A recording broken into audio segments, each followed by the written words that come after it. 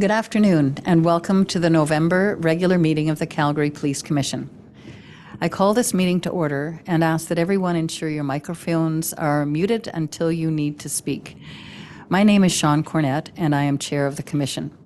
I am joined today by Commissioners Amtul Siddiqui, Susan Mallon, Heather Campbell, Cherie Nyson-Jordan, Kelly Ogle, Robert Tanguay, Ayo Adidran, and Councillor Jennifer Wyness.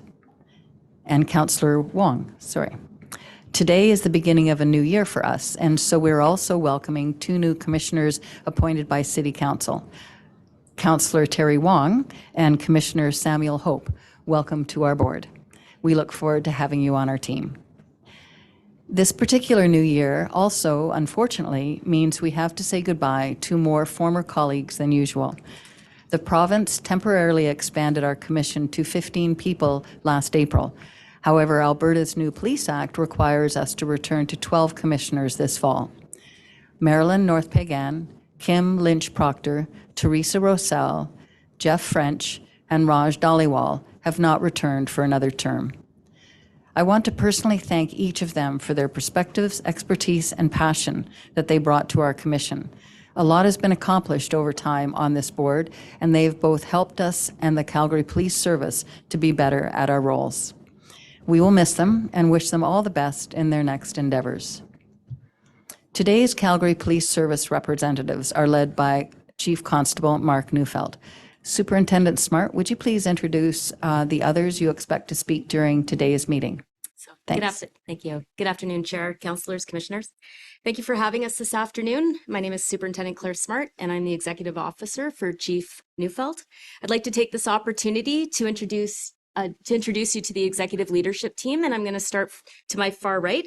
So we have Acting Executive Director Tricia Spademan of the Finance Division, Executive Director Catherine Murphy of the Legal and Regulatory Services Division, Deputy Chief Raj Gill of the Bureau of Community Policing, Deputy Chief Katie McClellan of the Bureau of Service and Community Support, Chief Constable Mark Neufeld, Deputy Chief Chad Toffick of the Bureau of Corporate Performance, Acting Deputy Chief Ryan Aliff of the Bureau of Investigative Services, Chief People Officer Kim Armstrong, Bureau of People and Organizational Development, and Director Mike Nunn, Strategic Communications Section. So thank you, Chair. And thank you to everyone for being with us here today. For those not familiar with our role, our commission is a body of 10 community members and 2 city councillors appointed by City Council and the Government of Alberta. We provide independent citizen governance and oversight of the Calgary Police Service on behalf of all Calgarians. To protect the political neutrality of the police, Alberta's Police Act requires that the police chief report directly to us instead of elected officials. We provide direction to the police through the chief, police policies, monitoring the police complaint process, and approval of how the police budget is spent. Today is one of 8 regular meetings we have each year to openly discuss police governance and oversight matters with the service's leadership and to hear from the public. We also have several private monthly committee meetings where commissioners work more directly with the service on various matters that cannot be discussed publicly. Our commission is meeting today on the ancestral and traditional territory of the Blackfoot Confederacy, made up of the Siksika, Piikani, Amskabibi, Gani, and Kainai First Nations. It is also home to the Iathka, Nakota, Wiskatabi First Nations, comprised of the Chiniki, Bearspaw, and Goodstoney First Nations, as well as the Tsuut'ina First Nation. These are the people who made a treaty with the Crown, forming Treaty 7 territory. Calgary is also homeland to the historic Northwest Métis and to Métis Nation of Alberta. Our commission is committed to doing our part to address the inequity and intergenerational trauma caused by past and current wrongs to support reconciliation with all Indigenous people who share this land with us. Our commission also condemns racism and prejudice in all forms and is committed to being anti-racist. We stand in solidarity with all Calgarians who are Black, Indigenous, or other people of color. For those of you joining us for the first time today, allow me to provide a brief overview of the format for our meeting. The public session of this meeting is being live streamed, and a recording will be posted online so we can make it available to those unable to attend. There will be several presentations from the Calgary Police Service, Commission members, and Commission staff. Commissioners will have the chance to ask questions or make comments after each one. Once we've completed the presentations, we'll move to the public participation portion of the meeting. Those who are registered to speak will then be called on by name and will have a chance either to ask a question or make a presentation for your consideration. Following the public participation, we will close the public portion of the meeting with the Chief and I taking questions from the media. Everyone is welcome to observe the media availability, but only media can participate. To start our agenda items, I will now call for declarations of pecuniary interest or conflict of interest from the commissioners. Hearing and seeing no declarations, I will now ask for approval of the agenda. Does any member of the commission wish to request an amendment to the agenda? Seeing and hearing no requests, I will now ask for approval of the consent agenda. For those viewing today's meeting, the consent agenda is a list of routine items and reports that all commissioners agree can be accepted without more discussion or a separate vote. Does any member of the commission wish to request an item on the consent agenda be brought forward for discussion? Hearing and seeing no requests, I declare both the agenda and the consent agenda approved as presented. For my chair's report, I would like to start by once again recognizing two people that received our commission's new Lifetime Achievement Awards on Friday. The Lifetime Achievement in Community Policing Award was presented to Maggie McKillop. Ms. McKillop has worked domestic violence prevention and intervention for over 2 decades. As a caseworker, then team leader, and now executive director at Homefront, she has worked tirelessly to build relationships with the Calgary Police Service, courts, and other justice system participants. Her work has transformed how families in Calgary are supported after having a police interaction due to domestic conflict or violence. The Lifetime of Distinguished Service Award was presented to Detective Christina Witt. Detective Witt has had an exemplary career as an investigator and academic. She has not only contributed to over 200 suspicious death investigations, but she has provided training to officers in effective investigations and undercover techniques. In addition to her regular duties, Detective Witt also earned a PhD and has published numerous research papers on investigative techniques while teaching the next generation of police officers at Mount Royal University. Our commission is honored to recognize these two outstanding individuals this month.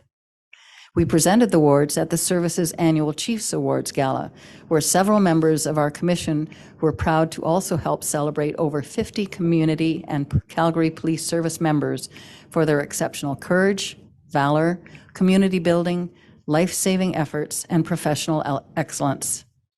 Congratulations to all the award recipients, and thank you for your service to Calgarians. A few other noteworthy things happened at our commission this month. 2 commissioners were able to go on ride-alongs with frontline officers to learn more about what a day in the life of an officer is like. Our commission is committed to engaging with more members of the service, and ride-alongs give us a valuable opportunity to hear directly from those on the front line. Our commission also just completed our annual organizational meeting where my colleagues elected me once again to be chair. I am humbled by their trust in me and look forward to another year serving in this role. And finally, our commission submitted a net zero budget adjustment to City Council for 2024, meaning that we did not request any funding in addition to the 4-year budget that we submitted last year. As I always do, I would like to also take a moment to recognize some of the ways the service has delivered on Calgarians' priorities this month. The month started with the service announcing they had seized over $2 million worth of cocaine, fentanyl, and MDMA, and laid 14 criminal charges following an investigation that started by an anonymous tip. The service also shut down 2 alleged drug trafficking operations at a downtown tattoo parlor and at a home in Earlton. Thank you to the members for getting these drugs off the street and helping to make it a safer place. Investigators also continued to re-examine old cases, proving once again that they do not stop seeking justice for victims of serious crimes. Homicide investigators that charged a man in 2019 in connection with a 1994 double murder continued working the case to try and identify a second person involved. This month, they did identify a second suspect and laid charges. In cooperation with the RCMP, homicide investigators also helped charge a man in the 1975 homicide of Pauline Brazeau, a 16-year-old Métis woman who was taken from Calgary and later found dead near Cochrane. Sexual assault investigators laid charges in their own historical case where a youth leader is alleged to have sexually assaulted a youth over a decade ago. Thank you to our service members for not letting the time that has passed prevent victims and their families from getting justice. Officers on the front line have also had another busy month where our city has seen several deeply concerning acts of public violence, including shootings. While the number of shootings is down 26% compared to last year, recent high-profile shootings and stabbings have put the public at risk and shaken many Calgarians' sense of safety. The officers that have responded to these incidents have shown incredible professionalism and calm in very chaotic situations. The investigators and forensics experts that have worked hard after the fact to identify those responsible have also been doing amazing work under pressure. Frontline officers have also been managing a heavier workload with the regular protests over the war between Israel and Hamas. The emotions during these protests are understandably high, and officers often find themselves in no-win situations where decisions have to be made quickly. While we know there are questions and concerns in the community around protest policing, we also know these situations are very difficult for officers. And I want to thank all the members who have been working hard to try and keep peace in our city. Finally, I want to acknowledge the work that the service has done around crime prevention. Operation Freeze launched again, giving officers the option of issuing positive tickets to kids that can be redeemed for a free drink. The Domestic Conflict Unit has also been active, as November is Family Violence Prevention Month. Not only has their unit been working with partners to educate on domestic conflict, but they also announced this month that the rates of domestic violence are dropping as more people reach out for help earlier.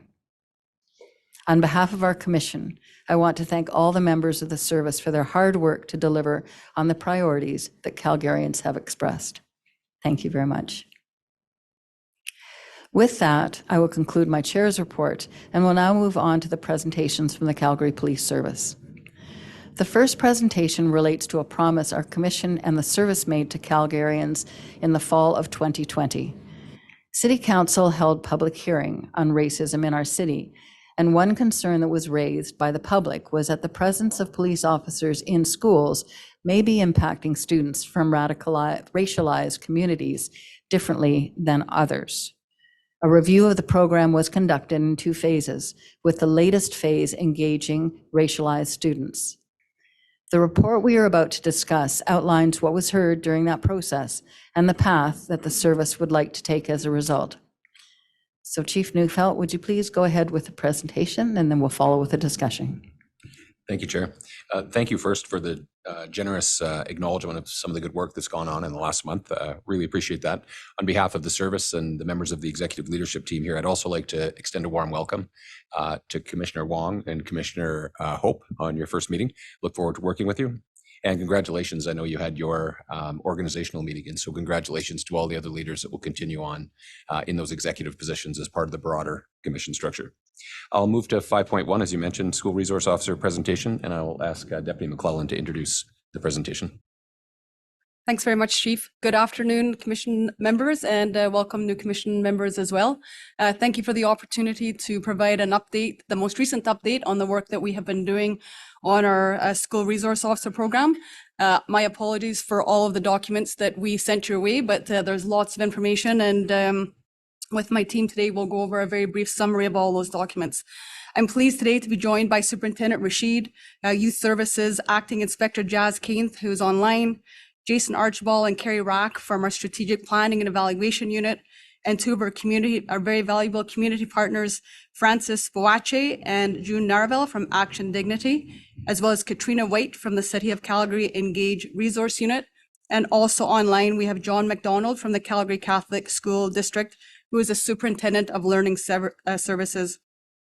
As the chair alluded to, many of you will recall in 2020, the Calgary Police Service committed to the citizens of Calgary that we would be relentless in our pursuit of anti-racism, diversity, and inclusion. As part of that commitment, it was determined that a comprehensive independent review of the School Resource Officer program was needed to ensure the program was operating in the best interests of all Calgary students. Our SROs, School Resource Officers, assist with early intervention, mentorship, and education, to just mention a few. They also build relationships with staff, parents, and administrators by being in the schools on a regular basis. Our SROs can work with schools to deliver presentations on everything from drug awareness to bullying and healthy relationships. They also help facilitate school lockdown drills to ensure staff, teachers, and students know how to safely respond to threats in and near their schools. SROs are also the main source of referrals into the CPS Youth Diversion Program, which aims to keep youth out of the justice system by delivering extrajudicial measures and connecting young people and their families with community resources and many other programs. We know there has been a lack of evaluation of the program's effectiveness in the past. We need to ensure that we can measure whether the program provides positive outcomes for all students, which is why we commissioned an independent review. We created a project team with representatives from the service and engaged our partners at Argyle, the City of Calgary, and Action Dignity. Together, we have spent the last 2.5 years engaging with students, parents, teachers, school staff, and school boards to hear their thoughts on our School Resource Officer program. What is working? Where can we improve? And how can we move forward together to provide equitable outcomes for all students? We know from the relationships we have developed with our communities that not everyone's experience with police is the same. That's why it was so important throughout this engagement to ensure we heard from as many people as possible, including students who are racialized, Indigenous, who identified as members of the 2SLGB2QIA+ community, and students with disabilities, along with their families. The SRO engagement analysis is now complete. It is important to note that the first phase of the evaluation was to conduct extensive community engagement. The results of that engagement will inform how we move forward with the recommendations. This was intentional and strategic. Had our community engagement revealed that we should discontinue the SRO program, for example, our future plan would look very different. But as Jason and Carrie will speak to, the engagement revealed the opposite. The people we consulted want the program to continue with, of course, some refinements and enhancements. An implementation team has been created and will start with identifying the mission, the vision, and mandate of the SRO program, which will then inform the implementation framework you're about to see. I'm very pleased to be here with this team and our community partners to present the results of this review and update you on our plans for the program's future. Superintendent Rashid.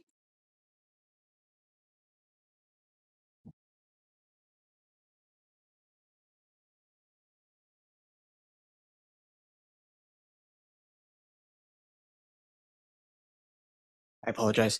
Good afternoon. Thank you, Deputy Chief McClellan. Thank you, Chair, members of the Police Commission, for inviting us this afternoon to share the outcomes of our work with you. My name is Asif Rashid, and I'm a superintendent with the CPS, overseeing the Strategic Partnerships Division.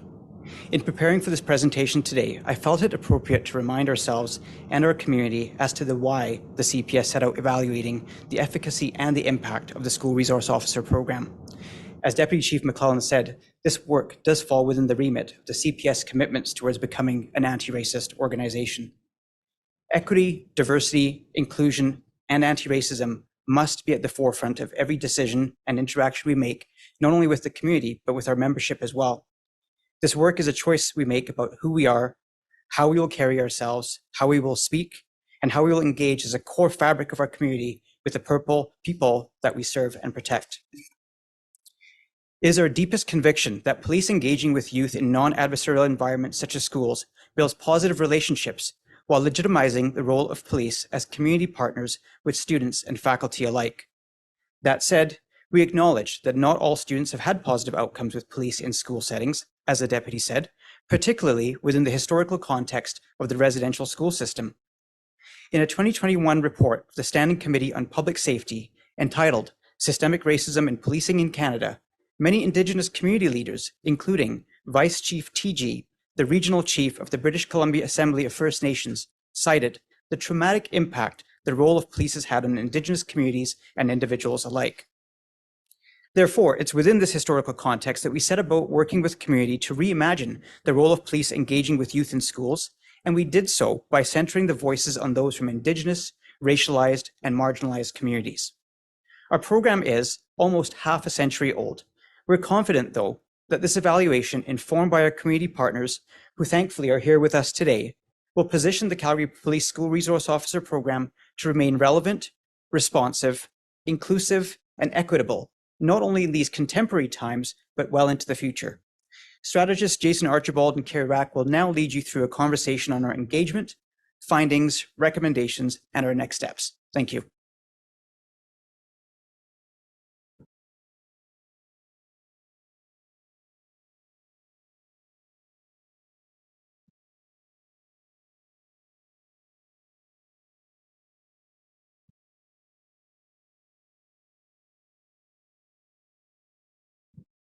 Yeah, Are if you? you could, that would be great.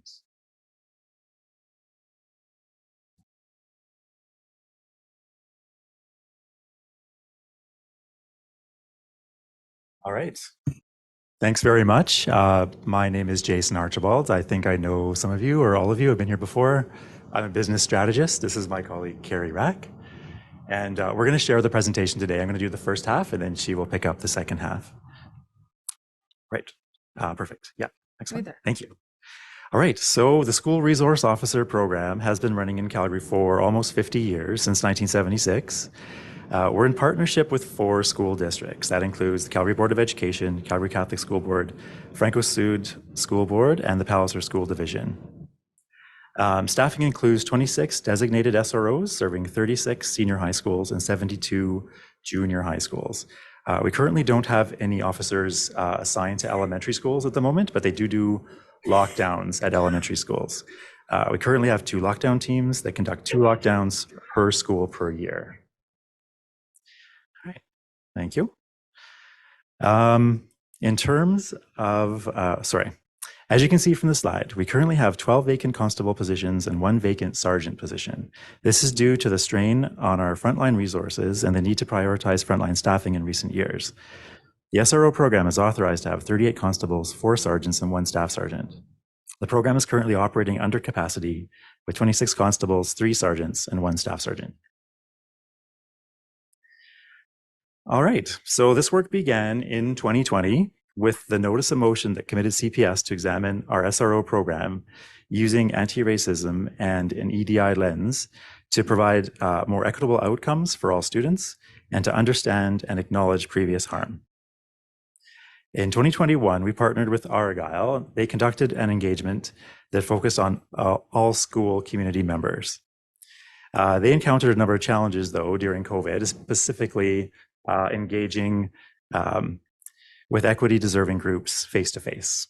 So in 2022 and 2023, we ran a series of re-engagements to focus on equity deserving groups, including diverse, racialized, 2S LGBTQIA+, and students with disabilities. As a result of the review, 5 separate reports have been released. The first report from Argyle was released in 2021. It provided the results of the initial online engagement with students, teachers, support staff, parents, and school resource officers. In 2022 and 2023, we partnered with the City of Calgary Engage Resource Unit. That's Kat sitting right over there. And Action Dignity, so Francis and June sitting right here. They produced 4 reports from their engagements. They engaged with elementary students, with junior and senior high school students, teachers, and a school community roundtable session. The participants that were included in these engagements included students, parents, teachers, support staff, principals, vice principals, and school board representatives. Through this presentation, we'll give an overview of what we have heard from these 5 sessions. Our final report, which is report number 6, was based on the findings from the initial 5 reports. If you haven't yet, feel free to access these reports on the CPS SRO website at calgarypolice.ca. Also, as the deputy mentioned, the folks from Action, Dignity, Engage are here to answer any questions about the work that they did.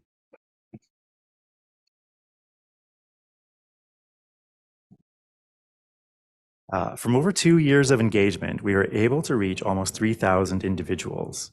While the engagement work was done by external organizations, our internal working group also included members from our Racial Equity Office and the Office of Respect and Inclusion.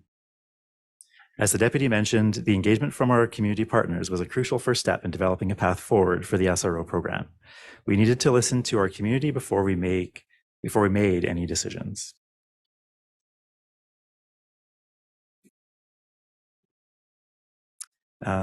Sorry. Now that we have our engagement data, we can move forward with the reimagination of the SRO program. Sorry. The scope of today's presentation is to share outcomes and recommendations, not to go into detail about the implementation. While that work has started, and we have some updates for you, the focus is on how we got here.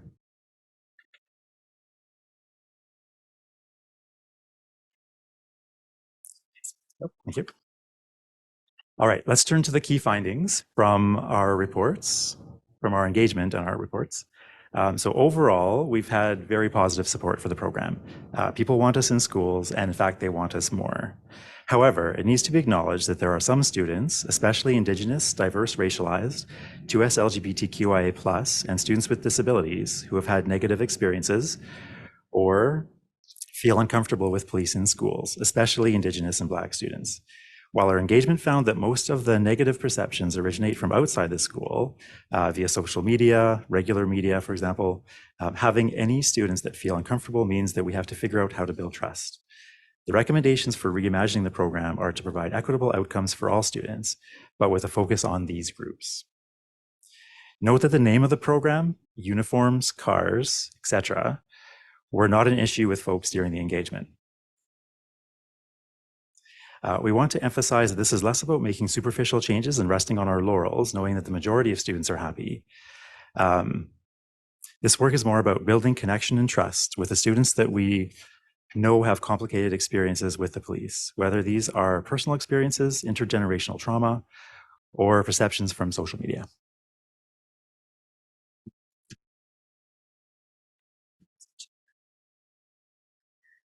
Okay.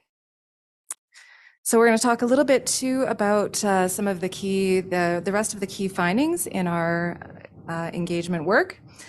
One of the main things that we found was that the SRO role, mandate, and outcomes were not really very well defined or communicated, and so not well understood by the community or even with us internally at CPS. As you can see, that's one of the first recommendations, to develop and document that program mandate, expected outcomes, and the SRO roles and responsibilities. And really everything else is going to flow from that foundational work. For example, we know through this work that we need to improve our training for our SROs. But until we develop that role, mandate, and outcomes, we can't clearly define what those competencies are that we want those officers to have that we can then train for. Another interesting finding was the work in elementary schools. So currently in elementary schools, most students only engage with police during lockdown drills. So when we asked the little kids and we said, what do you think about police officers? They generally had pretty positive things to say. They had nice things, they drew little pictures, they talked about donuts, sorry.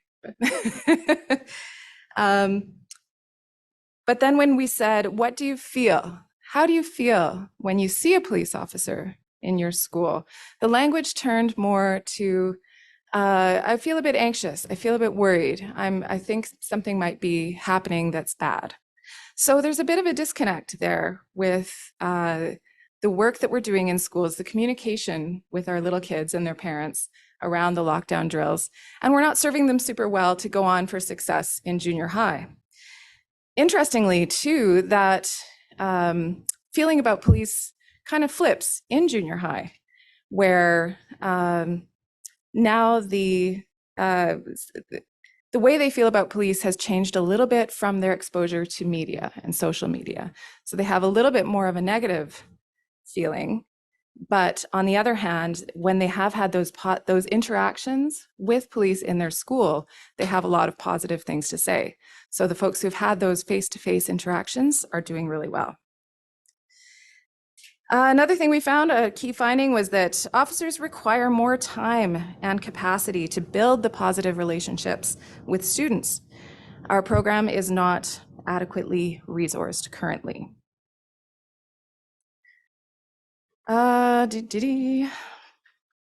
Sorry, I mixed up my pages.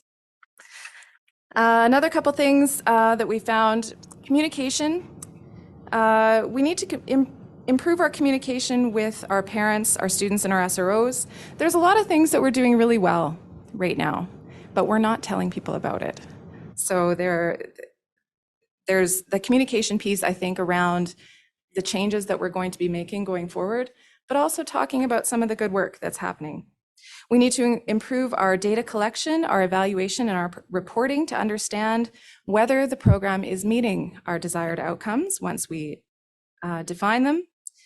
And we want to leverage our external resources that are available to us a little bit more. We found that we're not making super great use of our community partners, our teachers, and even our own internal expertise that's available to us. So we want to work more closely with schools and community. So 46 recommendations came out of this work. They were identified and we put them into these different themes around resourcing, training, hiring, and job requirements. The role of the SRO, how do we collaborate better with community, continuous improvement going forward, and really throughout the recommendations, there's a theme of communication. Although we do have specific recommendations around communication, like I said, we need to do better communicating everything we do. So we do have a little bit to share on where the work is going from this point forward. There has been a project team that has been assigned to examine the recommendations, prioritize them, and start beginning the implementation work. So you can see this fancy roadmap that's on the PowerPoint. You probably can't see all the little codes, but those are all recommendations and how they're being prioritized. You'll see that some have been started, and there are many that will be scheduled to be completed by the next school year. And then there are some that are a little bit more long-term. And we note that also this roadmap is a bit of a draft right now. It's still subject to some adjustments depending on things like budget, resourcing, and staffing. So we'll talk about a few of those recommendations that have already started and are in progress. So as mentioned, we've got a working group assigned. They're already working on identifying that vision, mandate, the roles, and the outcomes that we're looking for. One of the recommendations was around the service providing anti-racism training, and that is already rolled out service-wide. In fact, Jason and I attended our training last week. It was great. And acknowledging those past and current harms. So a little bit of work on that, and that's going to be rolled into the communication plan that has started already. Prioritizing the resource shortage. So I know the folks in this room are working on that at the moment. And examining the SRO position profile using an anti-racist and EDI lens. Up next, we're going to be looking at developing an MOU, a Memorandum of Understanding with the school boards, which was not in place. So that's really about making sure that we have standardized expectations with all of the school boards that are the same for every single school board. They know what we're going to provide, what our roles are, and we know what they'll provide. We're going to examine our information sharing practices with the school boards. We're going to be developing an advisory board as well, made up of members of the community. Right now, they're working on the terms of reference for that group and looking to have a standing representative from the CPS Youth Advisory Board as well on that group. That individual will change every year, but we want to ensure that we have their voice always at the table. Clarifying and documenting those roles and responsibilities and finding what those internal efficiencies are. So easy things that we can do, like partnering with other SROs and better crossover when there's new hires so that that training is in place. In the medium and the longer term, there's that bit around resourcing, around developing what a staffing plan and budget looks like for the SRO program. We've acknowledged that it's under-resourced currently, but what does that actual staffing plan look like? We're not quite sure yet. We need to work with our analysts, look at staffing, look at workload, and see actually what that proper number is to be coming back to you down the road and asking for. Reviewing and enhancing training is a big piece that we want to work on. Working with our learning and development unit, we've noted through our work with our community partners that the training should include enhanced anti-racism that is youth-focused, EDI, early childhood core concepts, working with youth, mental health and trauma-informed care, including specific training on racial trauma and trauma specific to refugees. Focusing on Black and Indigenous youth, using our experts, our existing SROs, and our school boards to look at shared training opportunities, and things like social media training. We want them to communicate with folks in the community, but we don't really give them any training on how to do that. We want to work a little bit better, like I said earlier, with our community partners. So how can we leverage the partners that we have, folks like Action Dignity? The Canadian Mental Health Association, for example, has reached out to us recently on collaborating to both train our officers, but also provide some of that programming to students. Looking at collaborative models, such as wellness center models that exist in high schools, that could include other professionals that are experts in their fields, like social workers or psychologists. And working with organizations that might focus on newcomers and better understanding the role of police in schools. Developing an evaluation plan is one of these medium-term goals, like I said, to make sure that we're meeting those targets and that our program is running the way it should. And exploring improvements for those lockdown drills and elementary school engagements. How do we engage better with our little kids and make it fun for them where it should be, and giving them the information that they need at the same time?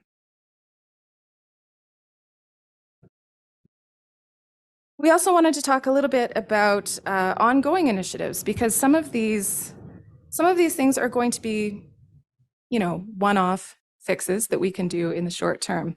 But a lot of this work is going to be ongoing. And they're going to require that continuous improvement as we go. Part of that is acknowledging that and addressing those historical harms. Those who support CPS want to see police as role models. How do we address those issues and show those meaningful outcomes? Addressing those historical harms isn't a checkbox. It's a journey, and it's an active process. We need to commit to improvement based on research, best practice, lived experience, and by being trauma-informed, equity-seeking, and anti-racist. We want to ensure the program demonstrates goodness, that CPS officers placed in schools can be those role models, communicate tangible actions, and build trust. Another thing we want to do is align with our anti-racism strategies across the board. CPS has one, the City of Calgary and Calgary schools. I think there's a good opportunity here. Kat and I were talking earlier. There's a great opportunity for our police and our schools to look at things the same way, to be on the same page when it comes to anti-racism. If one partner is aiming for certain anti-racism goals and the other one isn't, it's not going to be as successful as if we align our goals together and work forward together. The advisory board is another thing that will be ongoing, providing that ongoing guidance. Improving our data collection is something that we need to do. Looking at data sharing, perhaps with our school boards. And having an annual evaluation. We don't want this to be a reimagining that's done once and left for 20 years on a shelf. We want to define outcomes and evaluate to ensure that we're achieving them. To evaluate, we'll have to define metrics and measure success and ensure that we have the data and the systems and processes in place to support this work. So next steps, we are going to publish the reports, as Jason mentioned, on the website, closing the loop as well with some of the participants that these folks connected with early on. Our implementation team is working with Action Dignity, with folks like CMHA, and doing some work with CMHA in resiliency building and mental health education. We're committed to sharing the updates with you folks in March and September each year and advising on the progress. And that's where we're at. Any questions? And please take advantage of our partners that are in the room if you have any questions, especially about the process or the methodology that we used. Thanks very much, Carrie and Jason. And Chair, back to you. Thank you. Thank you for that fulsome presentation. I'll now turn it over to commissioners to proceed with their questions. We'll go with Commissioner Campbell and then Commissioner Ogle.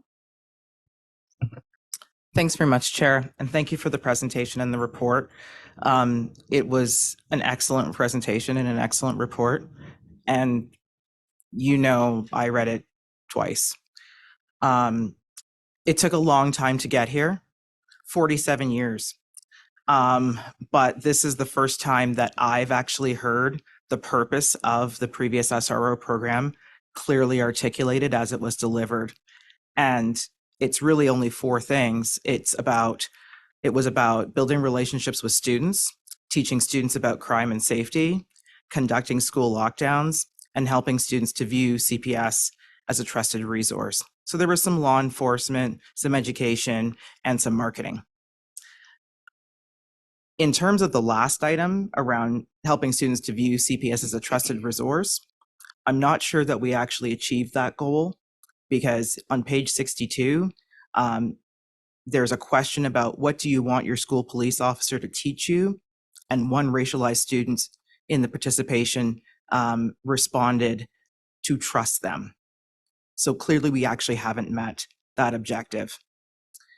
There was a child who was asked by an officer in bicycle safety how he was going to wear a bike helmet with that thing on his head.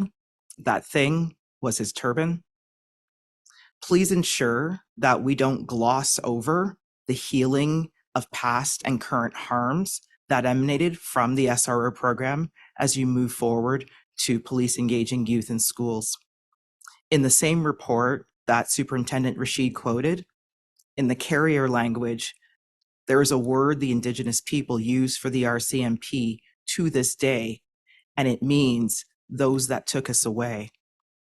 We didn't do residential schools through CPS, but we have that legacy to also heal.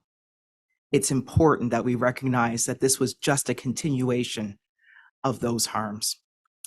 So my actual question is, what will be the composition of the advisory board, and how do you see that functioning to design the program, create that mandate, create the measured outcomes, and determine what happens going forward?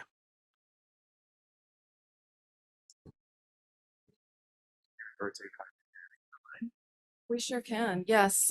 We might ask if they're available. We have the implementation team online, Kylie Fitzpatrick and Dami Dare. If they are there, because they're the ones who have been working on putting this group together. My understanding is that we don't know exactly just yet, that they have been working on all of those pieces that underpin the group first. What does the terms of reference look like? How is the reporting going to work? How often are they going to meet? Giving people something to sign up for, basically. But I don't know that they have the composition sorted out just yet. Kylie and Dami, are you online and able to Just takes a minute for us to get Does them it? lined up Oh, online. okay. So Sorry. Are we throwing you something new? No, we can sing a little and dance. Commissioner, I can tell you that it will be a combination of internal and external resources, particularly from the schools, the parents, the community. We're looking at our youth advisory board, so not sure of the actual numbers, but that's kind of what we had in mind as to who all would be at that table to ensure we're as inclusive as possible. It's not just going to be the CPS, not just going to be our partners that helped us with this engagement. It's going to be community-led.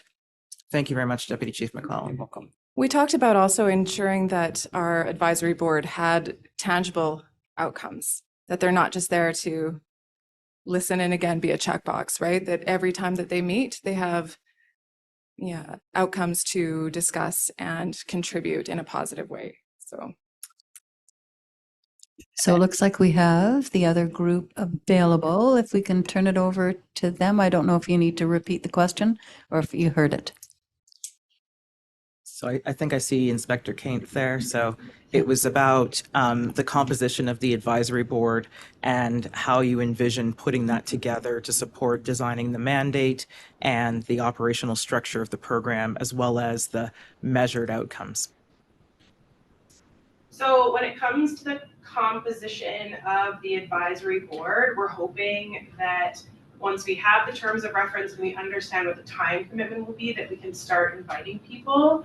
And the people that we hope to include are people that have been involved in the review process and people that are invested in the school resource officer program. So parents, people in the education community, teachers, and people that are invested in the improvements that we're working on.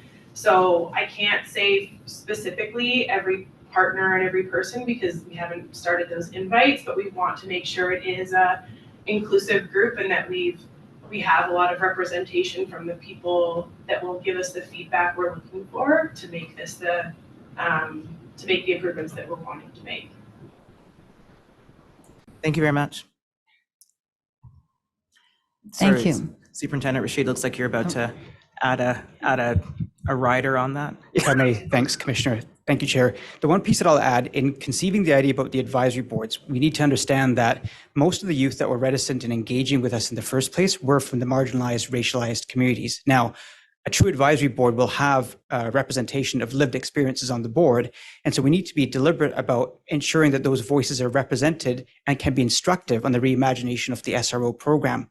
While we understand and are empathetic with those who might be reticent to join our board and provide that kind of direction to the organization, I think it would be my aspiration that we rely on community organizations like Action Dignity and Engage that are the brokers of those voices, those underrepresented voices, to participate in the advisory boards and help us in reimagining the program. Thank you very much. Back to you, Chair. Thank you. And that in part answered part of my question. Go to Commissioner Ogle. Thanks, Chair Cornett. That partially answered one of my questions too. I haven't been here that long, but this is the consecutive meeting where I hear about under-resourced. And it is across the spectrum of what we do as what the police force does. So I'll look at my city colleagues to continue to take that message back to the city. It's always under-resourced. Under strength. So just that's a comment. And unlike my colleague Campbell, I didn't read the report twice.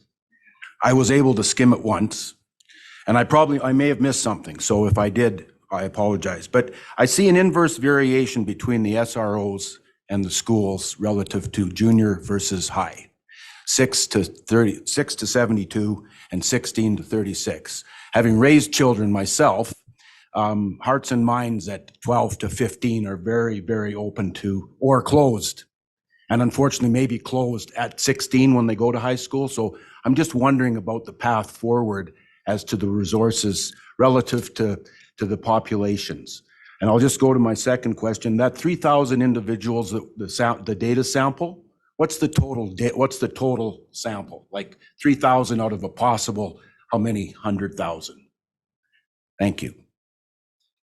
I can speak a little bit to the numbers. So sorry, you're looking for 3,000 out of what, sorry? Well, what could be the potential of all the kids in schools? Like how many, like what's the total school population of Calgary? Hi there. Thanks for the question. My name is Katrina White. I'm the Hi, engaged. Katrina. I'm the engaged planner that's been working with this team. I think it's really important with engagement that we recognize that it's not meant to be statistically representative of the whole. So engagement is about collecting ideas. If we wanted to get a representative sample, we would be going through a very strict methodology through research. So with engagement, the value of that is getting very, very nuanced sentiments from very targeted groups of folks. Research tends to get a little bit more challenging when we're looking at very targeted demographics like we were doing within this project here. And so the value of the engagement, we still heard these voices. They are valid. They came from students, and their opinions and experiences are truthful and need to be valued in what they are. Does that help to answer your question? Yeah, it helps. How about my other question about the inverse variation between junior and senior high? SRO ratio for high school to Yes, like I'll leave that to the and maybe that's part of the future work, but it seems to me, and I'll say it again, that between 12 to 15 years old, their minds are malleable, to say the least. Commissioner, that's a great observation. And I will say that our deployment model for SROs has been agile and responsive in working with our school boards. That is to say, it's been imperfect. And so those numbers that were represented earlier were a moment in time count of where the SROs were deployed. We've been working with our school boards to move the SROs around based on needs, based on new schools coming up, events happening in the community, contemporary issues, geopolitical issues that might influence additional resourcing at the schools and the like. And so, as I said, that those numbers are a little bit misleading in that we've moved some positions around since the presentation was created. And I'm happy to also report that with the support of the executive leadership team in December, we're able to add 5 additional SROs to the complement that we have. So again, resourcing is tricky. As was alluded to earlier, we don't have SROs dedicated to the elementary school program, but oftentimes we will assign, based on fit and need of the school, SROs from junior and senior highs to go and backfill emergent needs at those schools as well. I make the comment because of some of the data, or my own interaction with officers on the ride along I was on. So, and don't get me wrong, this is great work. And as Winston Churchill said in 1942, this is the end of the beginning. Great advice. Thank you, sir. Commissioner Nyson-Jordan, and then Commissioner Siddiqui. Thanks, and thank you very much for the report as well. I've read it a couple of times as it evolved.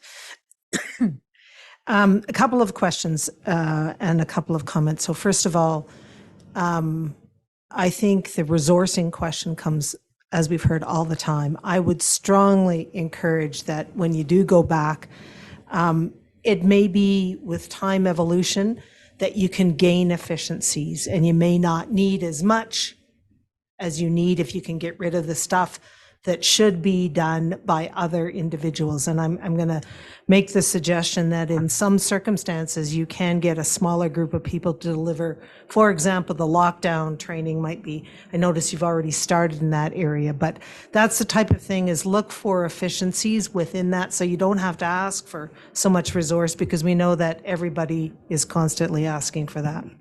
The other question I would have is, you mentioned use of some of the Youth Link, and you do have programs there, but I think that there is an opportunity that this should be done on a more, I would say, focused way. I think we're underutilizing some of those programs, and we heard about that in various committees. So I think that that has to be looked at. Again, you've got resources over here. You might not need them in one place, but you can get them from another.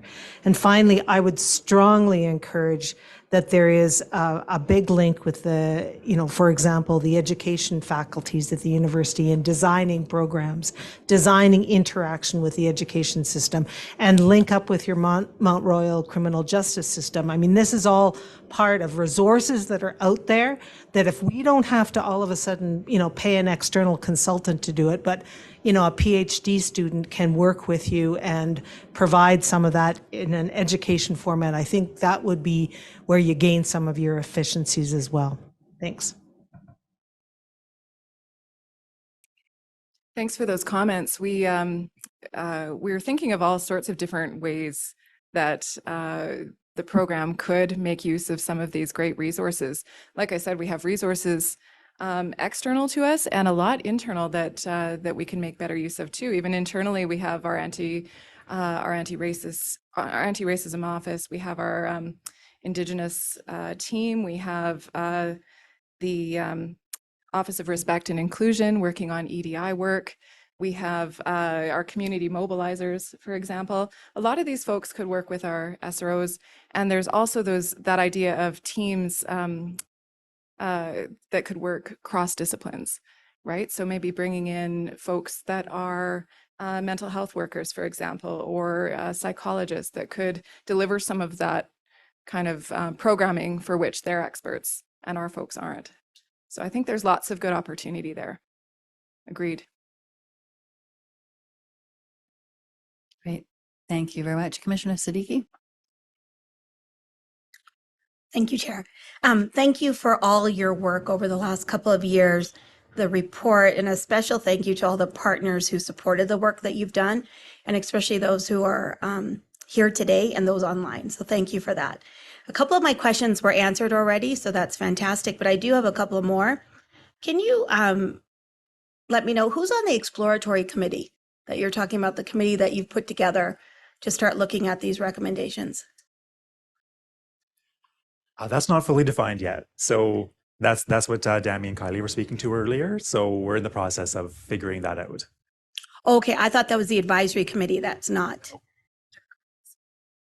I'm talking about the internal. The internal, Yes. The internal group?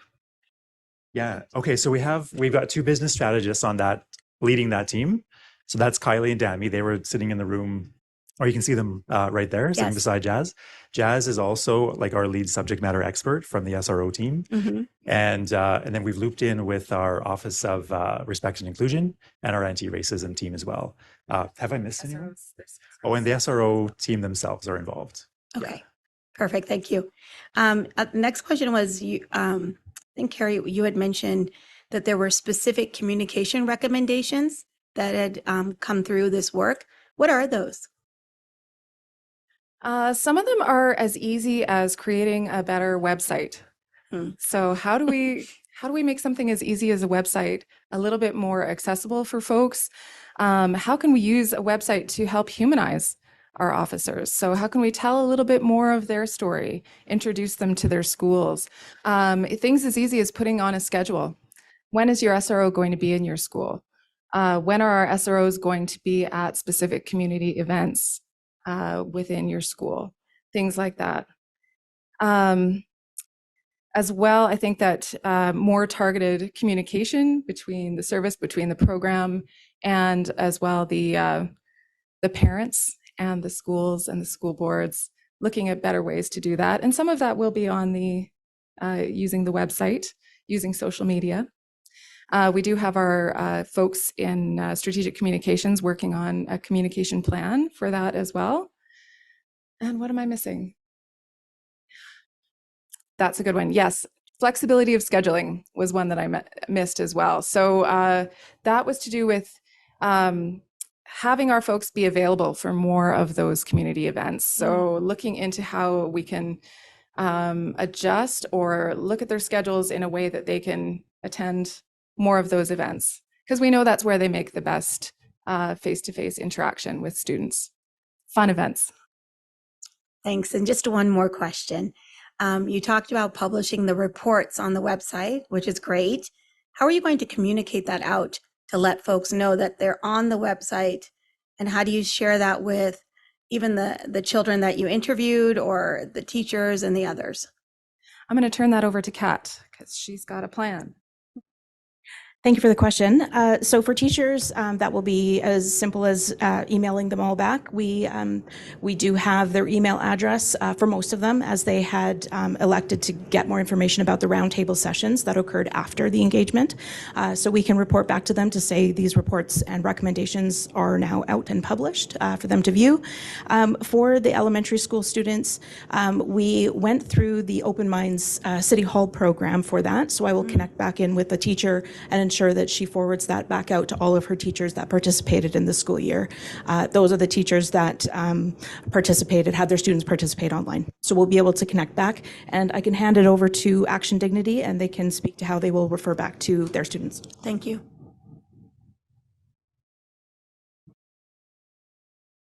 Good afternoon, everyone. I'm June Narwhal, and I'm with Action Dignity. So pleased to be here, and glad also that all these conversations around the SRO and how we can reimagine it is almost to its full circle, and all the recommendations almost like taking it's being rolled out as well, and how we see this being reported back to our student participants. There were like 211 of them, and that we also approached this through some co-hosting with some ethnocultural community partner organizations, and we envisage that we will be reconnecting back again to the ethnocultural community organizations and their leaders whom we have contacted to mobilize some students for us, and that we will be organizing community conversation circles with them so that we'll be able to feedback as well the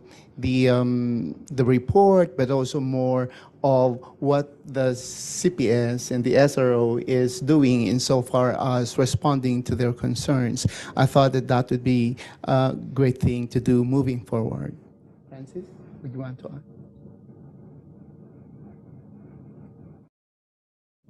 Thank you for that, and thanks for answering all my questions. I look forward to the twice-a-year updates and seeing how you move this along. Thank you, Chair. Councillor Wong, please go ahead. Thank you, Chair. And before I start, thank you for welcoming me to the commission, and to all the commission members and to service. Thank you for having me here as well. Unfortunately, I just received access to the system yesterday, so therefore I haven't had a chance to read it twice or three times or one time over.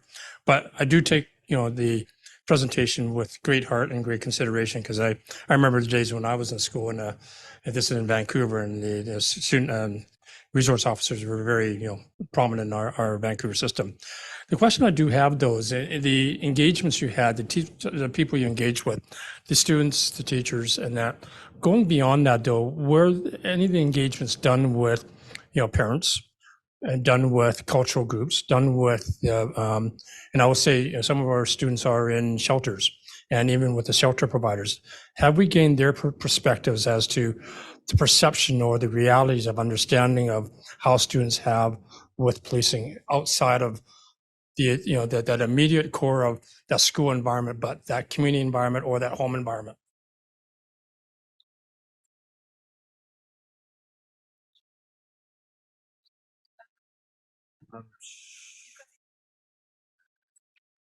Yeah, I'd like to just start off by saying that the focus really was on students within the school environment. So we didn't really go into, we didn't expand beyond that scope. But that said, we did talk with parents who had children in schools. So, so does that make sense? We have not expanded the study sort of beyond that school scope. Thank you for that. I think it's really important because, the influences that our children get are not just within the school environment. The school environment, they're there, 6-8 hours a day. But when you take a look at the real, if I say the impactful environment that they get was obviously from their parents, from their siblings, and that, as well as their cultural groups, racialized groups as well. Having their perspective, having the understanding is important.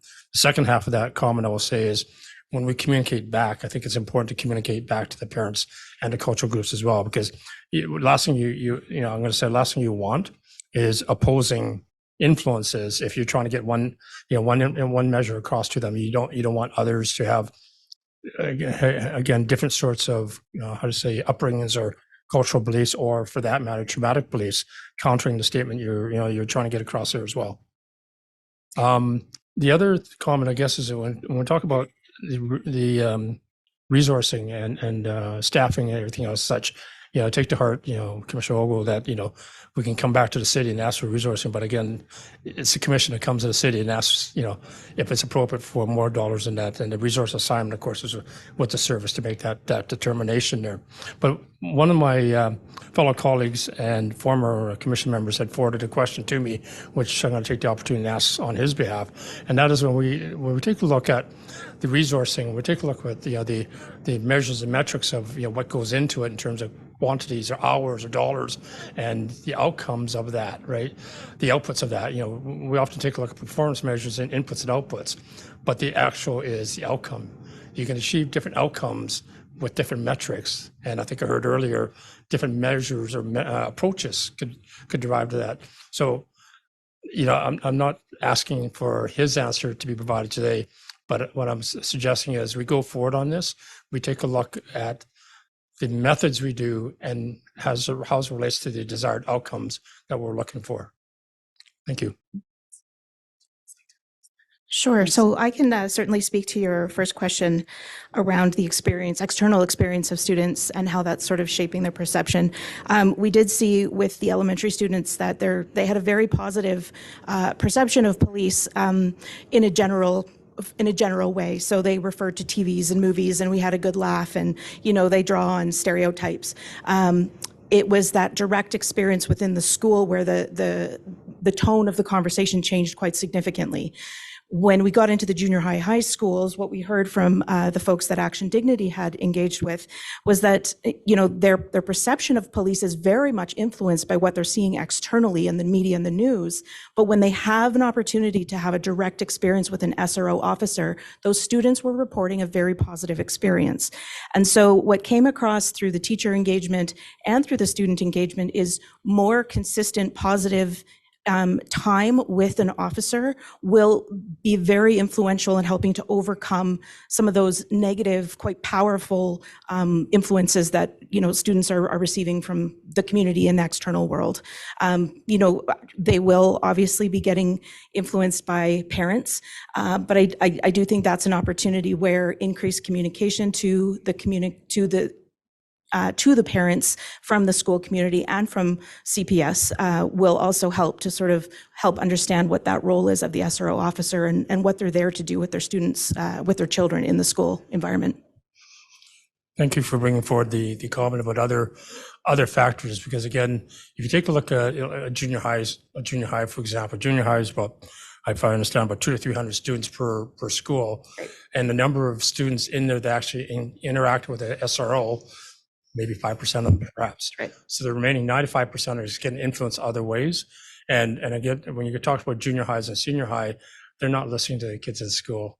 They're listening, as you say, to social media, TV. Right. And we've got to find a way, whether through communication or through SROs, to desensitize themselves from this type of thing, yeah, and listen to, as you say, the actions and activities and the outcomes that community and activists and our services provide. So absolutely. Thank you. That's it. I appreciate it.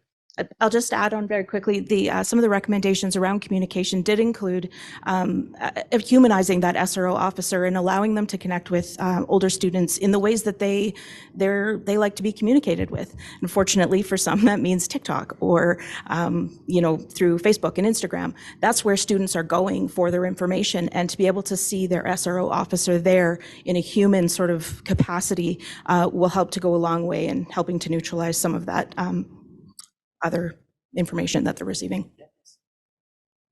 Thank you. Go ahead. I just would like to add too, with regard to the parents, because there were like about 15 and 25 parents who joined us in the conversation, and that they were at the background, but there were also side conversations. And we understand from the students that some of the experiences and some of the thoughts and reflections that they were having were really passed on from their parents, because their parents too had gone through a lot of challenges, bias and discrimination, and were stigmatized as well. And this has been also experienced by their children. So this is something that is passed on from generation to generation.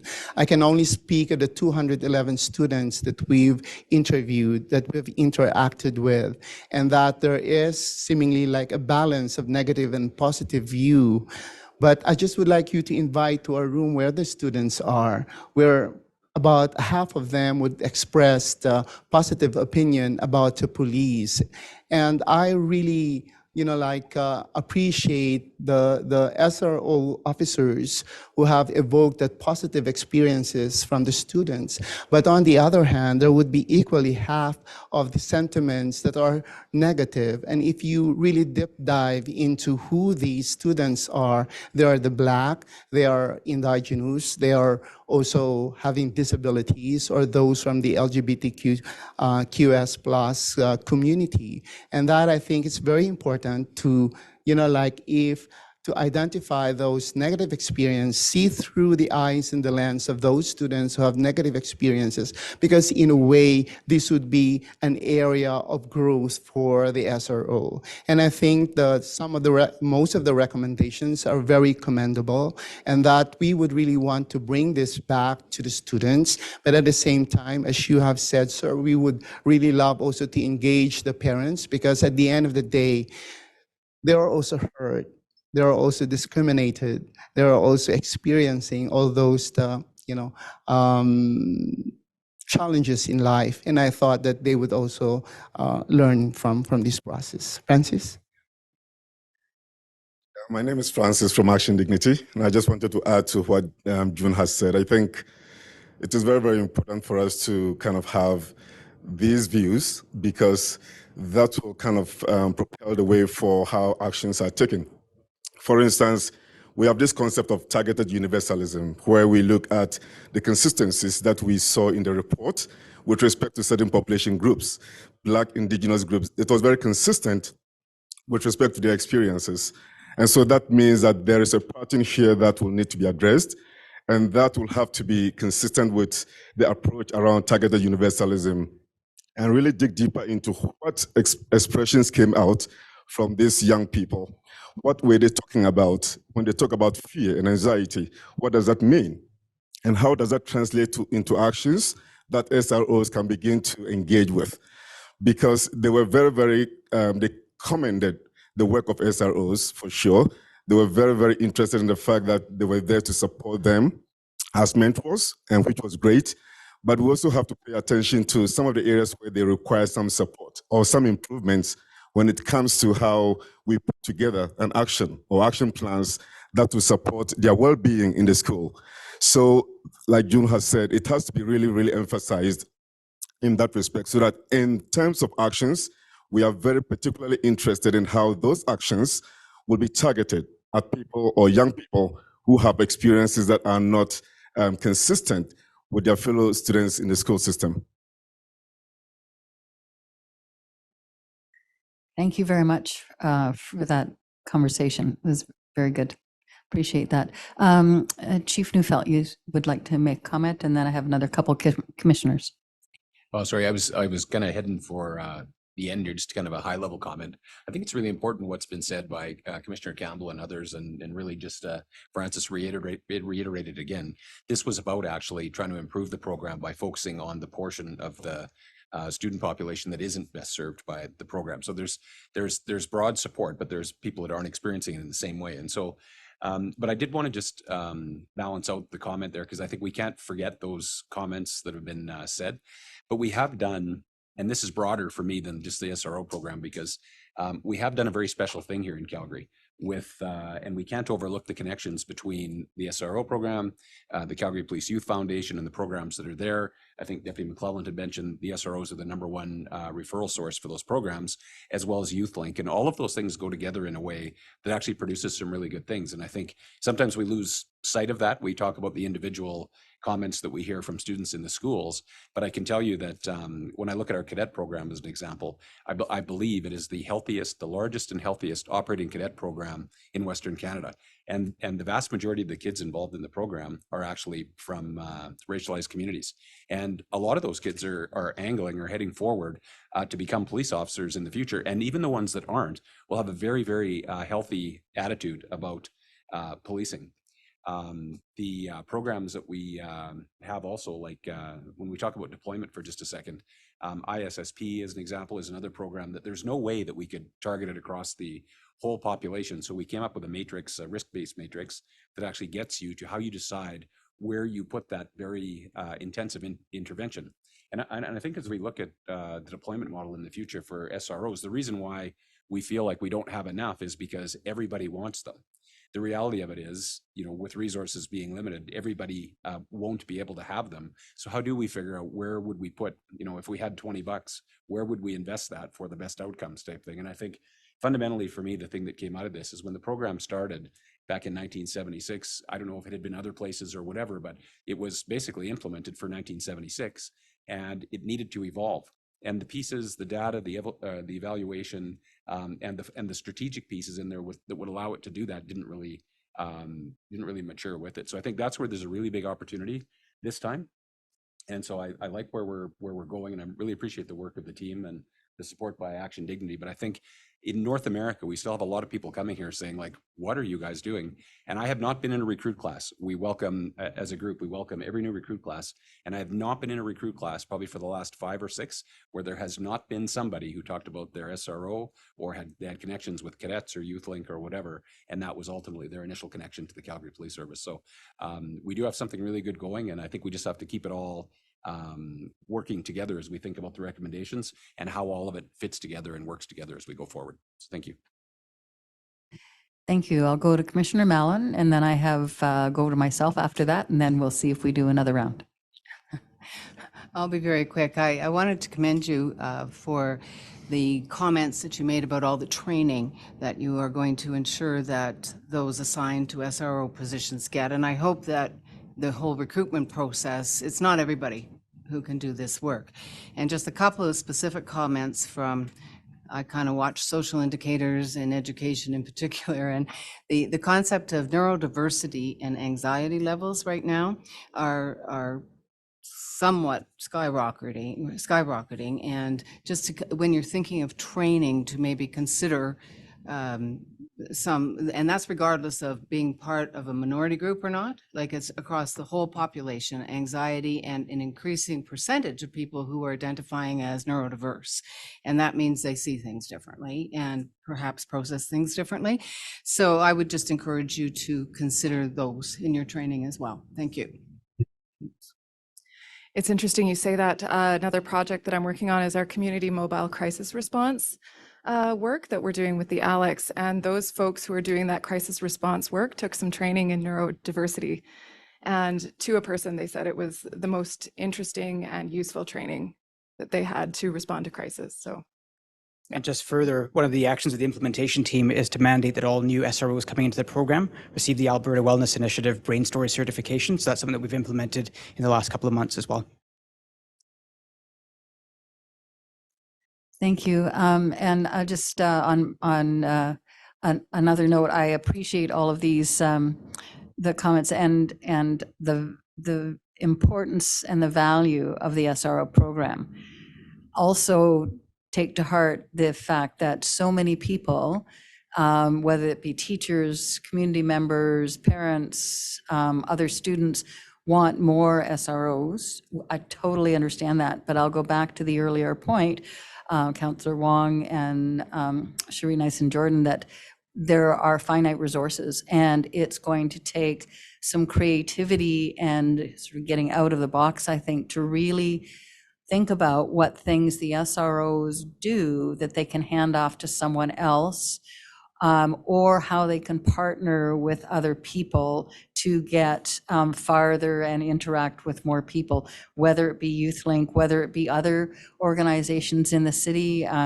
Some of the programs that the chief mentioned, absolutely, but there are lots of other organizations in the city who work with youth and youth that are at risk. So how do you do those things and sort of leverage that as much as you can? Because I think yes, I mean, if we could put one dedicated SRO in every single school in the city, we'd be talking hundreds. And so we're not going there. Unfortunately, that's not going to happen. So how do we take what's good out of that? So that's one question which we can't answer right now. The other The other comment I just wanted to make was that one of the real challenges, and this is linked to it, is going to be to come up with the outcomes that we're desiring from the goals and the objectives and the vision. And how do we measure those? How do we properly evaluate those? Because they're much like all of the policing. They're the prevention part. They're all of those things that are very difficult to measure. And yet we're going to have to do that somehow to be able to make decisions about where we put the finite set of resources we have. So without some kind of data that's valid, that you can link, that's consistent over time, and it can't be done right away, you won't have the data that will allow you to make the choices of, do we need that person here? Do we need them on transit? Do we need them somewhere else, in order to make the biggest impact on the overall safety of the city? So it's just a really hard place, and Commission's sort of dead center of that discussion. But I think that's one of the challenges that the SRO program is going to have over the next 6 months, is to come up with not only the goals and the objectives and the communication and the rest, but what are the specific measures and how are you going to track those over the time? So I'll leave it at that, because I know you don't have the answers yet, and ask if there are other commissioners who have further questions. I see. I'm going to go to Commissioner Deirdre first, and then Commissioner Campbell. Please go ahead. It's all good? I'm sorry. My apologies. Thank you, Chair, and I appreciate the opportunity to be here at the first commission meeting. And it seems like there's a competition amongst our commissioners about how many times we read the report. So I read it 5 times. So that's just what we want to get that clear. But I just have only two questions. Commissioner Sadiq spoke a little about the communication in general. And you shared a great deal of information, a great report about how you've received information and how you're sort of consolidating it going forward. The question I actually have for the CPS is there plans, and again, maybe at early stages, to communicate one solid message, or is it phased out messages or tailored messaging that supports what SROs are about? So I sat down here and I sort of quickly said, is it we are a safe point of contact? Is it we are good listeners? Is it we help everybody? So just curious along those lines, whether or not there's that thought about that one messaging, several messaging, a broader messaging that branches off or affects the various levels of education that we are currently experiencing. That's a good question. And the communication plan, I don't think has been completely developed yet, and certainly not by me. So I'm going to take a bit of a stab at it, and I'll invite Mike Nunn down there. I don't know if Marie is in the room with you guys. Is she, Jazz? No Marie. Marie is our, it's one thing we should have mentioned when we talked about the makeup of the implementation folks, is that they will have a direct communication person assigned to them. I'm going to guess that it's more tailored. When you talked about the different, I would think that we would have an overall message, but that we would tailor it depending on what we're trying to get across. So I think there's going to be some internal messaging that's going to have to happen with our patrol, for example, on how best to interact and how to work together. And I would think that there'll be some other messaging to the school boards and the schools themselves, as well as to the students, which will be a little bit different. Like Kat was saying, a lot of students want to see quicker messaging, things like TikTok, whatever that might be. How do we humanize those SROs and make them more relatable to those students? So I'm going to guess, and Mike, feel free to challenge me on it, but I'm going to guess that tailored and longer term is the way to look at it. Okay.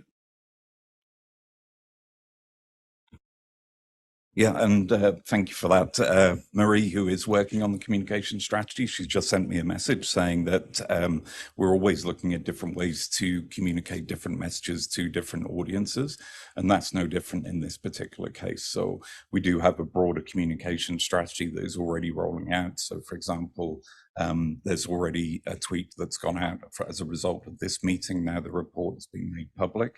That points people to the website that holds the report. So just one of many different things that we'll be looking at doing to make sure that this is communicated appropriately. It's such an important project.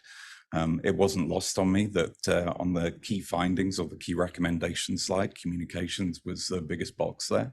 And that tends to be the case with projects as complex as this. So we will have a robust communication strategy. Appreciate it. Thanks very much. And my second question really is builds upon that in the sense that CPS obviously are committed to this process and it's obviously complex, and there are obviously several needs to be met.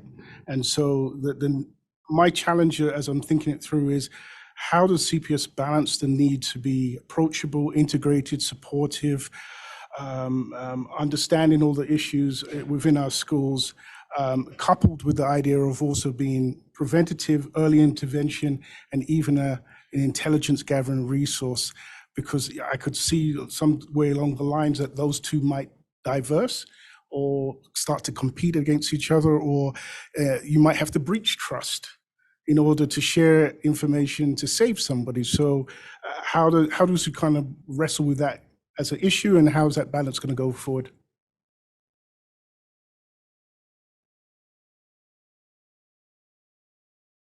Thanks for the question, Commissioner Hope.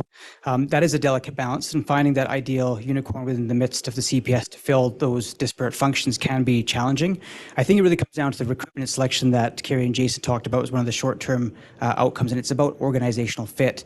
One of the things that we've started doing or have considered is even the role of having the school boards participate on the selection recruitment selection for officers joining the SRO program, and that's something that we'll revisit with them.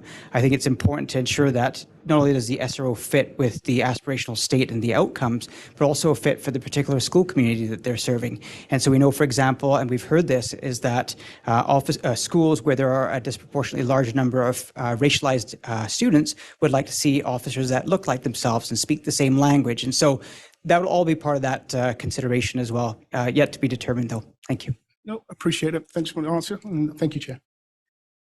Thank you. Commissioner Campbell. Thanks very much, Chair. Super quick. This is how are you planning to share this work with other policing jurisdictions?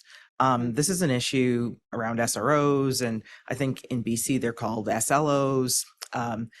This is an issue that many communities across Canada are grappling with right now, and Calgary's taking a different approach than what we've seen nationally, and I think it's an interesting one. So just wanted to understand if there's a plan or an approach to doing that. And I think appreciate your comments, Chief, with respect to the other programs that are there. The only one that I would add into that, of course, is Redirect, where we're really increasingly having to look at young people being radicalized, particularly into extremism and hate and areas of that nature. So is that enough time for you to? Okay. With regards to the first question, Commissioner, there isn't a plan, regrettably. I apologize for that. But two options that have presented themselves here in the last few weeks is through the Canadian Safety Knowledge Alliance. Inspector Martin and I were at a symposium last week in Toronto, and a number of police organizations from across the country remarked about the way that we've gone about our SRO reimagination work. And so we're working with the executive at CSK to consider how we might share it more globally. And then even with the Equity, Diversity and Inclusive Subcommittee of the Alberta Association of Chiefs of Police, I was fortunate to have a conversation with a couple of members at a conference earlier today where they too inquired about the work that we're doing. So that might be another forum by which to share the information, again, to be determined. Brilliant. Thank you very much. Oh, sorry, go ahead. I just wanted to add as well, through our office strategic planning and evaluation, we also are in contact a lot with other folks from other policing organizations when we're doing research, when we're starting new programs. So we have a lot of these folks out there as well who we're kind of constantly in contact with as far as what project are you working on these days? So there is a lot of that sort of informal communication going on, especially when other agencies start programs or they're looking at programs. Now that our report is published, I expect that we'll have some folks contacting us and asking questions. So a lot of that happens informally too with research. Excellent. Well, I would suspect that when you start speaking with those colleagues, particularly once you figure out what the new purpose will be, and you start determining how you will measure your achievements and the data that you will track. And I'm perhaps it's because I'm looking directly at Ms. Hamilton Henry and know that it's going to factor into the work that we do with the annual policing plan and the various KPIs that we present. I suspect that they will be as interested because they will be potentially in a similar situation many years down the road. We tend to be a bit ahead of the game here, but I think the end of the day, know that for Calgarians, 3 years ago when they lined up for 3 days in July at City Council, this was something they talked about and they needed to have addressed, and we've done that. So thank you to everyone who put even an ounce of time into this review, the reporting, the 2 reports, the presentation, and then the reimagining that'll happen over almost 2 years. Back to you, Chair. Thank you. Oh, Councillor Winus. Sorry, I might have read over this, but what languages were you communicating with the people we were interacting with, and what languages will we be publishing this report in?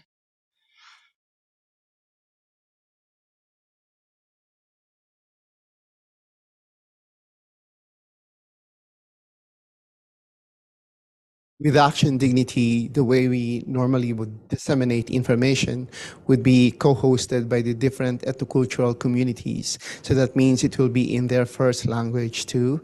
But in terms of the printout and translation, it would always be guided by the top 8, top 10 languages that are being spoken. And so these are also like translated, and that they are also distributed and also posted in our website. That's how we normally would do with the Action Dignity. And I think that would be the approach that we'll be doing insofar as disseminating widely the information, the results of our other research, but at the same time, the recommendations and some of the activities moving forward. Thank you.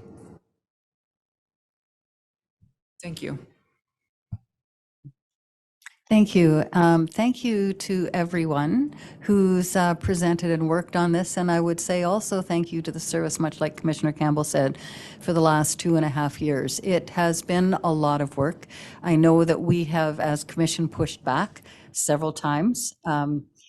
Gently and not so gently, but I think that this really will take the whole service, the city forward, and I think the implications for a lot of the other work that you do, all with the EDI and all the rest of the work that is being done here will be will have implications, reverberations around the whole service and the city as well. When you hear the different communities starting to talk about, yes, we listened, yes, we're looking into this, and yes, we're working on reimagining. So I just want to say thank you. And I do think it's excellent work, more to come, of course, but good work done so far. So thank you so much. And with that, I'll say thank you to that group, and we can move on to the next agenda item, which is another significant item on our agenda. The next one is the high system users on transit, which is another key issue for our city. Transit safety and what the service is seeing with people who are prolific users of the public services, and what the plans are and the strategies going ahead. So with that, I'll turn it over to whoever's going to introduce the next one. Deputy Chief Gill, please go ahead. Thank you, Chair. Good afternoon, Commissioners. Today I have the pleasure of introducing you to 2 superbly talented and dedicated members of our CPS team. On the right is Tamara Daku, who is our manager of our Community Policing Analytical Unit. Tamara's leadership, expertise, creativity, dedication, and abilities allow our Bureau leaders and members to make intelligence-led decisions in terms of crime and disorder in our city. Amanda Yuhas is a crime and intelligence analyst based in District 2. And if you'll give me a moment, just last week, Amanda was officially recognized by the Alberta Women in Policing as a 2023 Civilian Employee of the Year. She was recognized for her incredible work in delivering, incredible work she delivered in relation to mobile applications, dashboards, and automated reporting, all in relation to safe spaces, public safety initiatives. Her great work allows our members to quickly access the information they need on their mobile devices while encountering individuals so they can make better in-the-moment decisions about those individuals causing harm or disorder in our communities and what community supports they may need to access. Today, Amanda and Tamara will provide you with a short presentation on the Transit Harm Offender Database that they have created. Over to you, Tamara. Thank you, sir. That's going to be a tough one to follow up. As mentioned, I'm Tamara Daku. We're going to talk to you a little bit today about our Safe Public Spaces Action Plan, and their LRT dashboard and mobile application falls within that plan. So what is the Safe Public Spaces Action Plan? I recognize there's some new commission members here tonight who may or may not be familiar with that. It's an action plan that we launched back in the spring of 2023 this year, just in response to the feelings and perception and the lived experiences of both our public and folks that were on our LRT transportation system, but also in our public spaces and parks and in our downtown core. So it covers a number of things. We're going to talk to you specifically tonight about transit and some of the harm offenders, but also some of the high system users that we've been studying. What I would like to do is just take us back a little bit to talk about where we've been. So what you're going to see is a PowerPoint. I think you got it. Okay. We can just go to slide 3.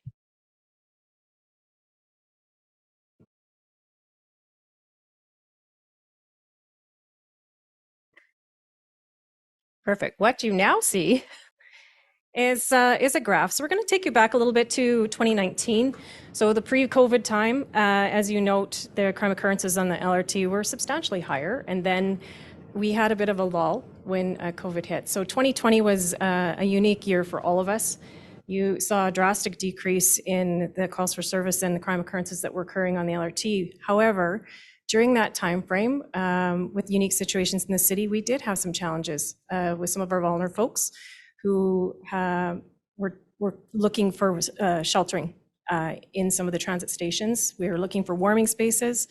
We were accessing a number of different locations throughout the city to shelter folks during COVID with all the separation guidelines and legislation that we had before us.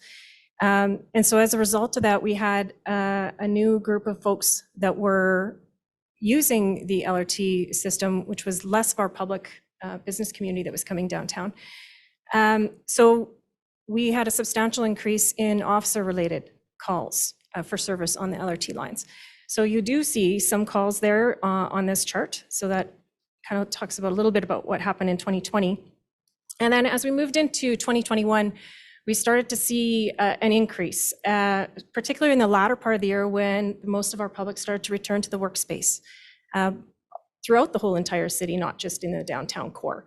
And so this was a reemergence, and at the same time, what we saw is a substantial increase in calls for service in relation to LRT. Most of those were disturbance calls, check on welfare calls, medical collapse calls, and we were dealing with some complex issues with some of our vulnerable folks throughout the city who were dealing with mental health, addictions, and sheltering situations all at the same time. Early 2022, we launched a multi-agency initiative. Actually, I'll take that back. The first time we just launched it with our transit peace officer partners, and that did have a little bit of an effect. As you notice, that crime goes down when you have presence on LRT lines. But the minute that we stood down our initiative and put our officers back out in the street and reallocated our resources, the same problem emerged. So we had a lot of high disorder type of activity that was happening in our transit stations. So a couple months later, we partnered again, but this time with Community Standards, Bylaw, our community support partners, and with Transit. We had substantial success. We drove the crime numbers down, but we also were starting to deal with some complex issues and wraparound supports with some of our vulnerable. And once again, when we collapsed those resources, the same issue reemerged. So the challenge that we have is trying to figure out what is the actual root cause of this, and then addressing the lived experiences of our public who are using the transportation system, but also leading with some compassion and supports, and trying to address some of the underlying causes for our vulnerable folks that were also spending some time in our LRT stations. So that gives you kind of a sense of where we were. What did we learn as a result of these operations? We learned, obviously, that if we apply resources and presence, we will have a short-term impact, but it doesn't have the long-term effect that we were looking for. We also learned that we didn't have enough data available to us to deploy where we really needed to. We were in the habit of reporting sort of in a quarterly fashion on our LRT and transportation systems, which doesn't give us the immediate data that we needed to understand where we should be deploying to tackle these issues. We also were lacking a lot of the information. We had our calls for service, and we also had our stuff in our records management system. But there is a number of contacts we make with individuals throughout the course of our police operations that were not necessarily accessible to our officers in real time while they were responding to calls for service with their transit peace officer partners. We understood we needed to know a little bit more about the high system users and the vulnerable folks that we were encountering in these calls for service on the transit stations. And we really wanted to understand how many of these individuals were causing harm, which is more of our bailiwick, where we have harm-related offenses, where true public safety is something that we need to tackle immediately with enforcement support. And then how many of those folks were more complex clients of service who required additional supports and wraparound services where enforcement isn't necessarily the right answer. So we wanted to look for the right response to the right problem at the right time.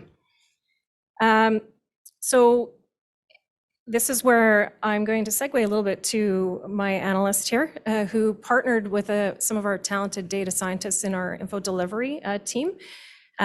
We identified a number of data gaps as a result of multiple projects and initiatives. We ran 12 community crime reduction priorities throughout the city at the same time as 6 major operations in relation to the LRT lines. And so there was a number of roadblocks that our officers and our partners ran into with lack of access to certain type of data to make better decisions about the people they're interacting with and making decisions on what kind of action they should take. So I brought that problem to this team, and she's going to walk you through what was developed. Hi, everyone. Thank you so much. So what I'm presenting here is a screenshot of 2 pieces of technology that I developed on my work in this project. So the first is the LRT dashboard. And what this dashboard does is it serves up daily information about all of our interactions on the LRT stations. So we set out certain key performance indicators and outputs that we wanted to track, how many interactions we were having, how many calls for service we were responding, and then dive a little bit deeper into where those calls were coming from and getting a little bit closer to that root cause of why we were having those interactions with particular subjects. So this dashboard allows for real time. It's going to refresh tomorrow at 10 a.m. and give me information right up until that time. I can look at specific districts, areas. I can delve into whether the calls were generated by the public or generated by our officers or even by our pay duties as part of a specific initiative that we're undertaking. And then more importantly, I can identify which of those interactions or calls for service are related to personal harm offenses. And what we can see is that in 2023, we've had 8,500 total interactions on LRT, whether they're calls for service or just initiated contacts with subjects. And of those, less than 5% are harm related, but we still have a huge number of subjects that we're in contact with regularly as police on LRT. So it comes to a total of 3,400 to date and counting unique subjects that we're having interactions with. And what we found through looking at this dashboard and delving into different aspects is that we have a small number of individuals that are having a significant number of contacts. And while unsurprising, the data really does back up that we have a small group of people that need supports that are not necessarily committing harm offenses or criminal in nature, but we're having those contacts nonetheless. So from that, on the right side of the screen, I developed the officer toolkit. This was rolled out in September, an early version of it in June, but the true version in September service-wide. What this does is provides that information back to the officer real time and in a way that's specifically meant to assist them when they're dealing with these people who are having multiple interactions. So very quickly they're able to see how often we've interacted with them recently, what those interactions were, and move them through a bit of a laddered approach. So identifying those individuals who are committing personal harm offenses and moving them through the system as appropriate, as addressing the behavior that we're not accepting on LRT.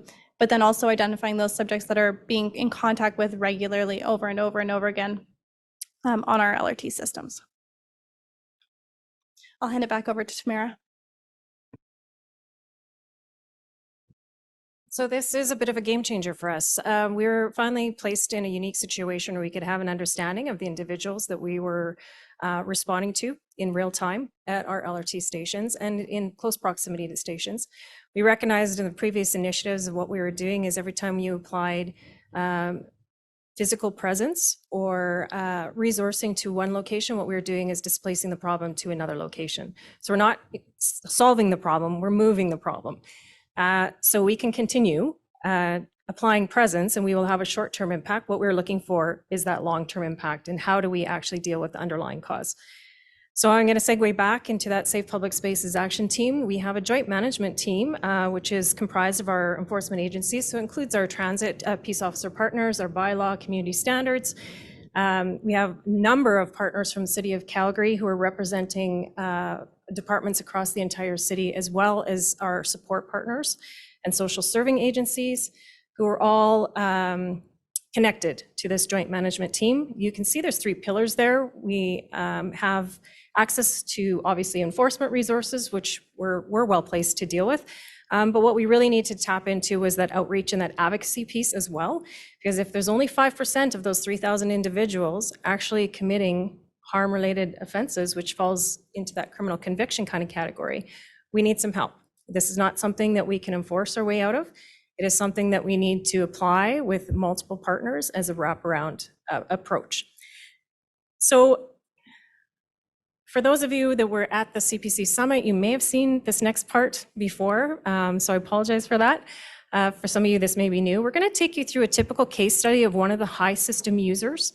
We don't like to refer to these folks as offenders because our typical offender is somebody who's involved in criminal behavior or causing harm to folks. And what we have here is high system users who are accessing our transportation line, which and tapping into multiple resources across the city, not just enforcement, but we're all operating in individual silos prior to this Safe Public Action team. And so our data wasn't being integrated. We weren't sharing information and we're not sharing our experiences, and we're likely contacting the same individuals over and over again, just in different spaces within our roles. So we'll go into one of these folks. This is a subject profile of one of our high system users. She's a 53-year-old woman. I'm going to bring your attention to the harm score that's on the top of this chart, which is around the 3,700 mark. And the reason I want to bring your attention to that is a typical offender that we deal with in our normal offender management practices, their harm score is usually around the 8,000 to 11,000 mark. So what this tells us then is that this particular individual is not ever going to reach that threshold for our offender management teams in our traditional ways. However, we have had 209 that's our records management. So we've had 209 reports submitted on this individual on our system in the past 8 years. She's had 17 warrants in the past 5 years. Most of those are failed to comply and breaches. We've had a total of 12 LRT interactions recorded in our system. That doesn't include anybody else's system like transit, just in the last 2 years, and multiple stations citywide. We've included the flags, and so this subject came to our attention in 2018. She was facing some challenging mental health issues, was connected with Source, became quite ambivalent whenever police responded to any calls for service from the public, and then continued to experience some complex, wicked problems. She was barred from a number of our support agencies, and our shelter systems became to more of our attention as we tried an offender management approach. And again, recognizing that we're not dealing with multiple criminal convictions here. What we're dealing with is multiple subject interactions but not necessarily something that's going to be dealt with in how we traditionally deal with individuals. I want to share with you, because this is a map of the contacts that we've had with this individual throughout the city of Calgary. And I want to draw your attention to the fact that even though there was only 12 interactions recorded at a physical LRT station, it's very clear that the female is using the transit system line to traverse the city based on that. So you show a map of our transit network to the side. And so clearly she is traveling throughout the city and moving into community, which is where we're having contact with her, but it's in close proximity to our transportation lines. This is very common now that we've had a chance to take a look at this data, and we're seeing this pattern repeated over and over again. So, and again, I want to reinforce the fact that this is just CPS information. So if we add in transit information, if we add in bylaw information and our social partners, it's very likely that there's double and triple the dots on a map like this for contacts with this vulnerable individual. Just to give you a sense of the type of interactions that we are having and our partners are having. So we've just grabbed a handful. So for this individual was attempting to use a bank card in a restaurant, wasn't able to pay, refused to leave, and the business owner contacted police. A month or so later, a similar situation causing a disturbance in the mall, arrested on outstanding warrant. A month later, randomly accosting a couple citizens in the downtown core, and a minor assault happened in a pass-by. So within a week, another encounter at an LRT station, and then a month later, another disturbance in another business elsewhere in the city, with a random citizen getting assaulted. And then finally, another disturbance in a public location, and that was the 6th time that CPS itself had responded to this individual. We're aware that our partners were also responding the same time manner. So I say this just because I want folks to understand the complexity of some of the individuals that we are interacting with on our transportation lines, but not just in there, but in our other public spaces within the city. So it's not something that is going to cross into that criminal threshold. And if it does, the likelihood of a long extended sentence is very low. So the chance to access services through our usual means is very limited.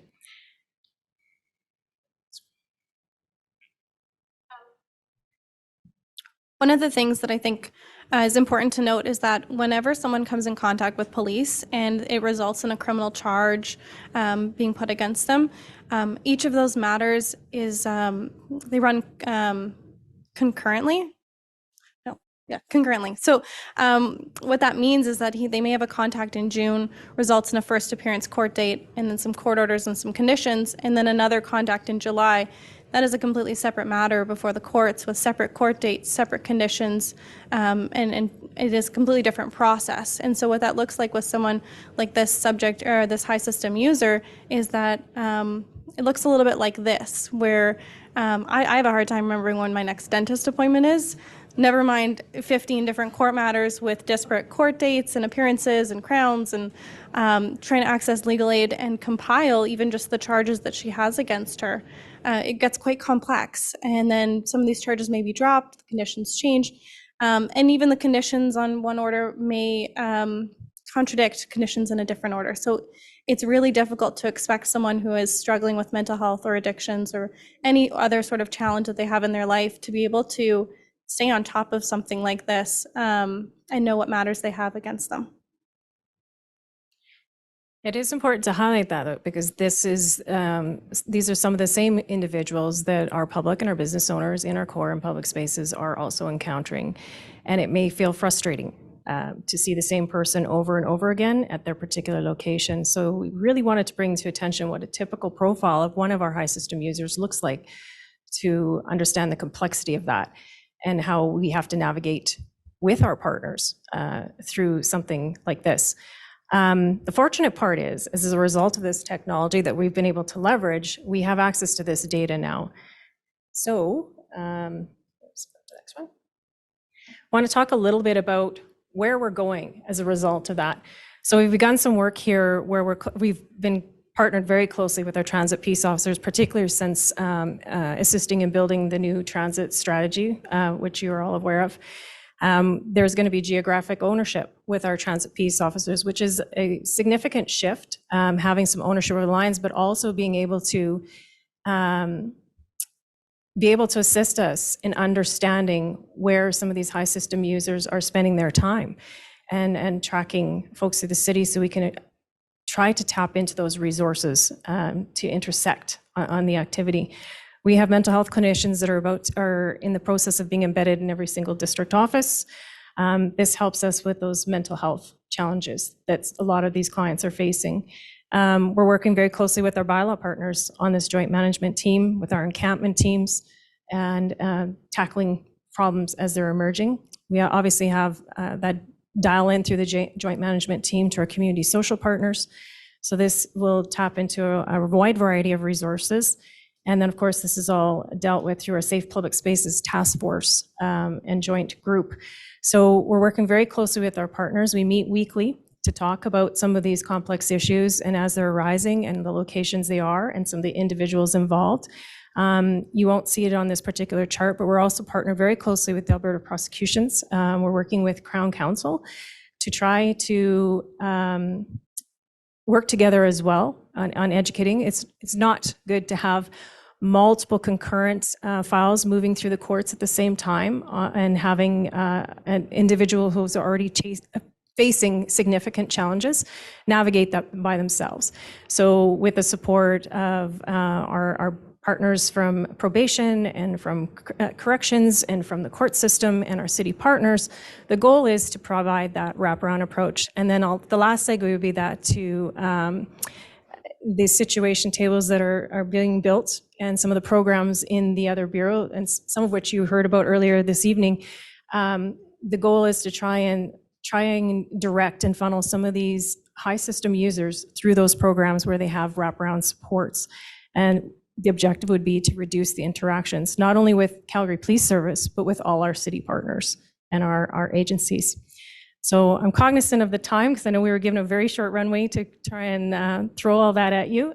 So I'll just open that up if there's any questions. Excellent.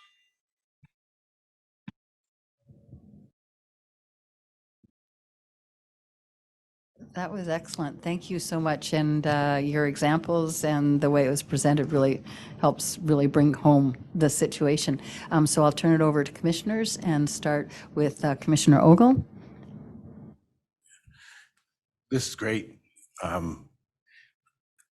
guess, and maybe you may have answered the question at the end, is this data set dashboard only workable around transit? Like I'm thinking, we've heard several times where we have, we got the ratio of contact is like 12-1 in lots of other places than the transit station. So like, if every service person could have this dashboard, are we going to be able to have that? I'll just stop there and then I'll ask my other question.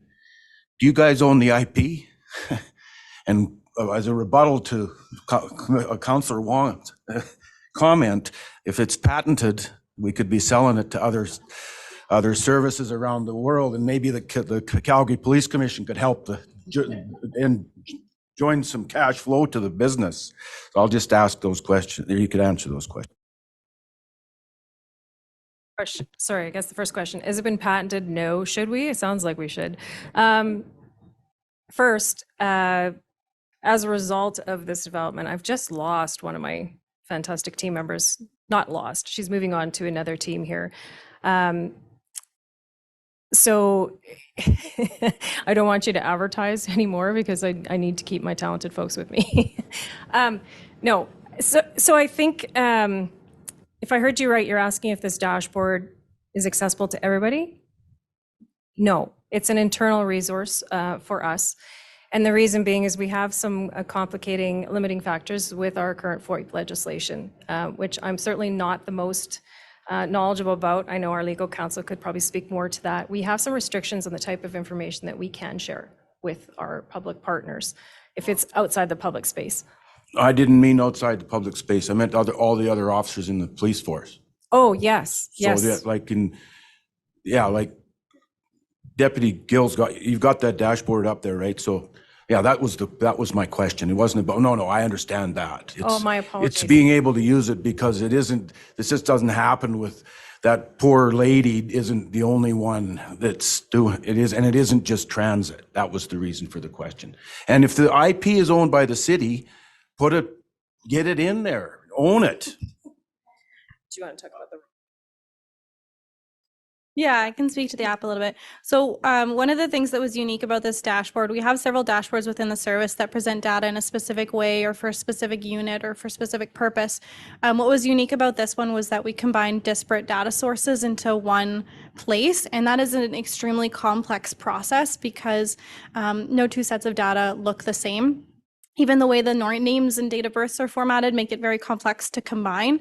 So this was our first try at combining about 6 disparate sources into one place to say this is the totality of the picture. This is the whole view of what we've interacted with the subject for. And so we're very early in that process, and I think it's something that we're going to continue integrating into our other dashboards. That said, we did have the rollout of the mobile application in September. And that is for all interactions across the city, not just for LRT. So it still functions very well for LRT interactions. We still have that underlying purpose that it was built for, but now it has been expanded to be used across the service, and we have several thousand members using it at this point. Great. That's very good. Thank you very much. Commissioner Nyson-Jordan, I think, was next. And then Campbell. Thanks. A couple of questions. The data you quoted is from 2022, and yet it's immediate real time. So I was a little surprised that we couldn't provide at least some of the 23 data, especially around the interactions that we had with the sheriffs and the other components that came on. So I would assume there'll be an update of that with the next report. The other question, or the other comment I had, is it's more related to what are you doing with it? So the individuals, so the 1,000 people that are using it, have you had any outcomes from that? Any success stories that might lend a little bit of support to, yeah, this is a great thing? Because it's information, but we have to be able to do something with it. So first of all, I'll apologize if I misspoke. That was 2023, and I pulled those stats at noon. So we are as real time as we can get on that one. And I apologize for misspeaking. And then do you want to hand it over to Tam for the second? Sure. I think it is important to know. For the immediate successes, it's giving our officers information in real time with the individual they're dealing with. So with the example that we pulled, there was an instance on one day where there were 6 different interactions with the same individual in 6 locations throughout the city, and those officers had no idea. So had there been an opportunity to intersect, like typically for like a disturbance-like behavior or just yelling randomly, we're probably going to just try to move the person along, offer them some supports, connect them with some services in the city.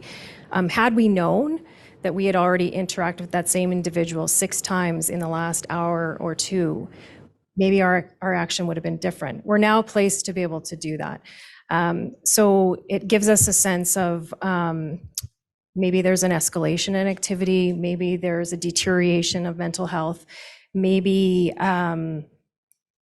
there's a need that we can address in real time, but also maybe they have just engaged in other harmful activity throughout the city, and that might make our decision a little bit different. So we're giving our officers real-time information to make better decisions in the time that they're happening, and more importantly, also officer safety information. So I showed earlier that there's flag information that's pulled in as well. So the officer can see if there's a caution on an individual. So if they are starting to show a pattern of escalating behavior or dangerous behavior, erratic behavior, we want to know that ahead of time. And so we can prepare for that, and then also tap into maybe some mental health supports when we're responding to a call. I'm not sure if that addresses your question for the immediate KPI? So I'm going to go back at both questions. So Okay. first of all, the first slide was 2022, at least that's what it's labeled. So I think you were talking about, yes, it is a real time, but the number of interactions, I was just curious to see where the trend is from 2022 through 2023. So that's the number that I was questioning. So thanks for the real time. But the other part is, so I know, I think this is fantastic that we can use the availability of the data, but it's been in place since September. I'll lay 10 to 1 that there's been days where even this same individual has had more than one interaction. Do we have, and maybe this is a question for, Deputy Chief Gill, is have we had examples where, not just potential, but actual success or use of this that said, yes, my God, this made a big difference with this person? Yeah, so great questions, Commissioner. And I would just say that in terms of timing, this is something that was just rolled out in September. So we've got it in the hands of our membership now.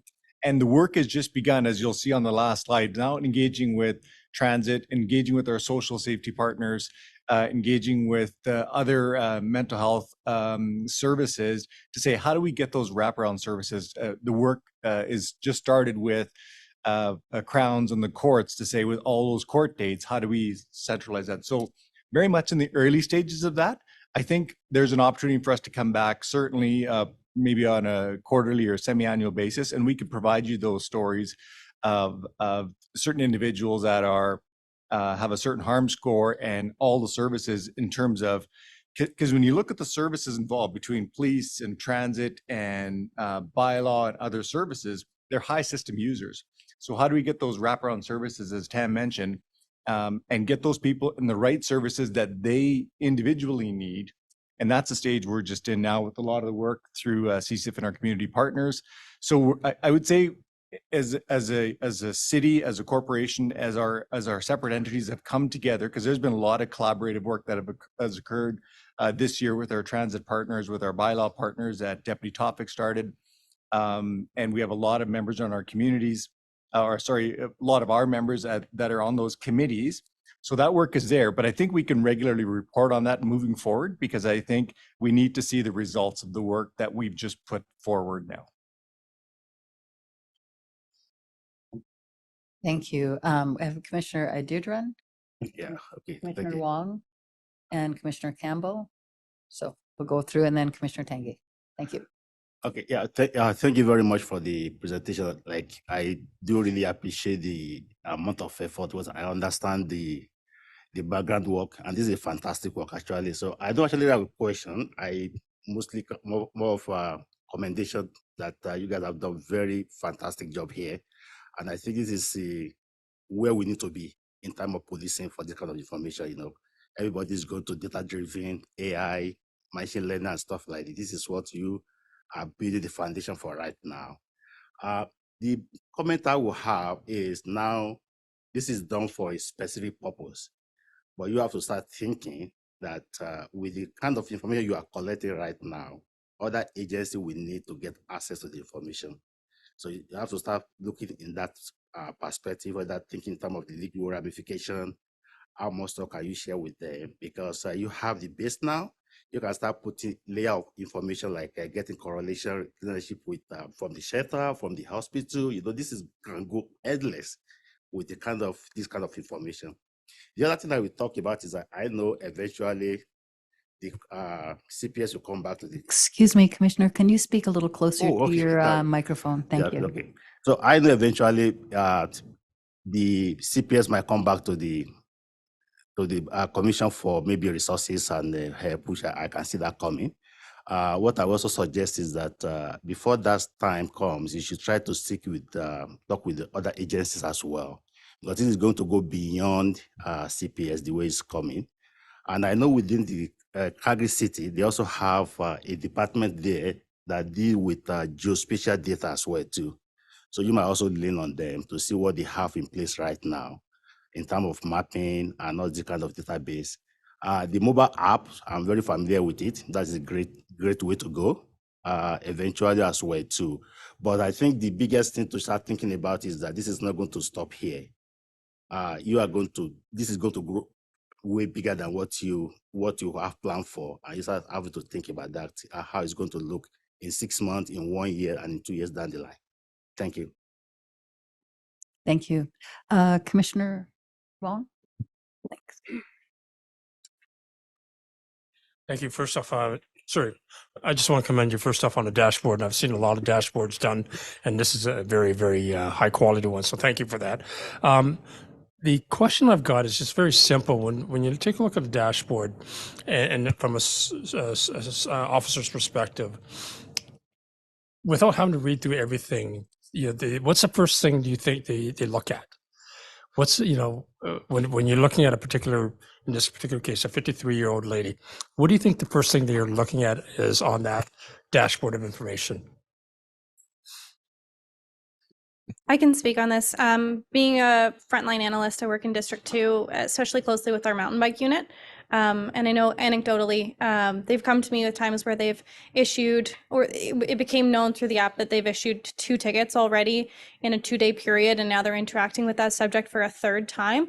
And so being able to just even know that those interactions have taken place and have that in your phone, in your hand while you're dealing with that person, might lead to, in this case, it led to calling the COT team out and saying, it's going to bring no difference to issue another ticket now, a 3rd ticket in 2 days.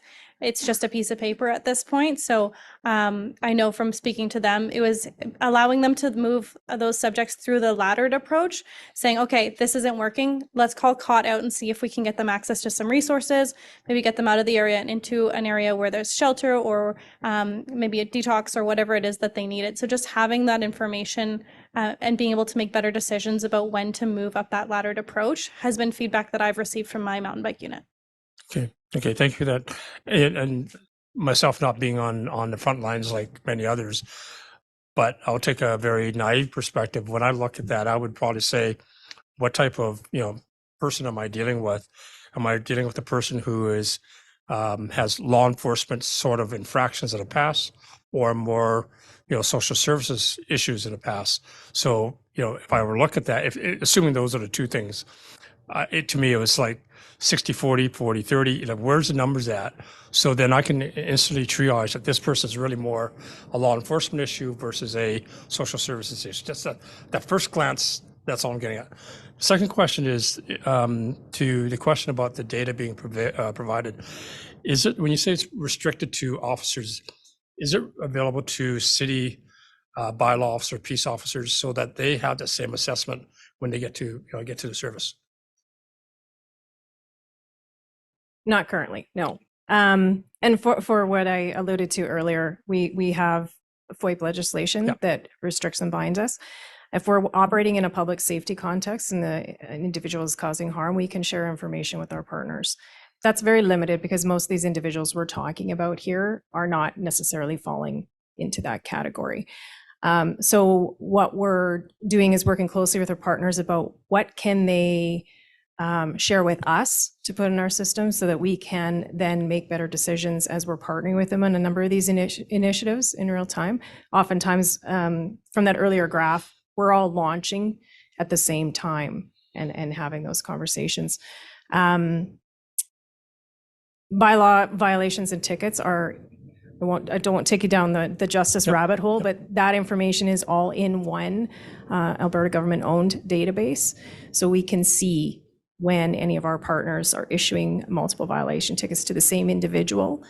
And then that's a way of accessing that information that way. So right now at this current time, we're not on the same systems. We don't have agreements between agencies. It's something we're certainly discussing, but I'm certainly not the person to speak to that. I would leave that to our legal team. Yeah, I think, version 2.0 of this, having a different view available to civilians as opposed to your law enforcement would be beneficial, because at the end of the day, this 53-year-old lady could be addressed by an officer versus a peace officer versus a bylaw person, and so it's just one individual, and it'd be useful to any three providers to be able to see this.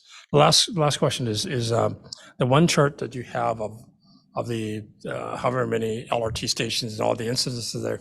Is that available again to the joint management team so that they can provide that as insight to councilors? Could we, through our, I forget the director's responsibility, Ian Bushnell. Ian Bushnell sends us every week a snapshot, and having this as part of that snapshot would really give us a perspective, because from our perspective, as I say, Councillor Winans, myself, and other councillors, we get the questions all the time.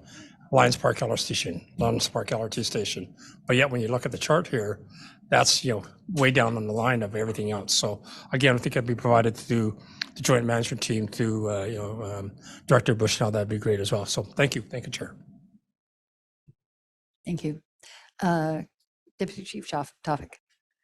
Thanks. And just to add, Councillor, the data, some of it is shared through JMT. So every week that they meet, the high frequency locations, all of those things can be shared at aggregate. So it's not personally identifying information, those types of things. So that can be shared and is. I think, this is exceptional work by these two to put this together, having sort of worked through this over the last number of years. I can tell you from the officers that I've spoke to who have that data in their hands, to make the right decision at the right time is critical for better outcomes.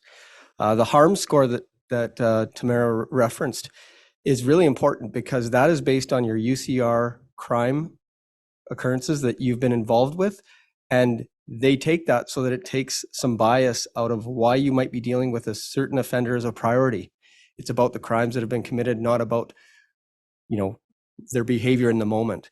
So it does give the ability to prioritize. So I see moving forward, if you look at the 3,000 plus individual interactions that they've had with different distinct individuals, only a small number are the ones that are harm offenders. So this will give us the ability to prioritize case management. So huge benefit.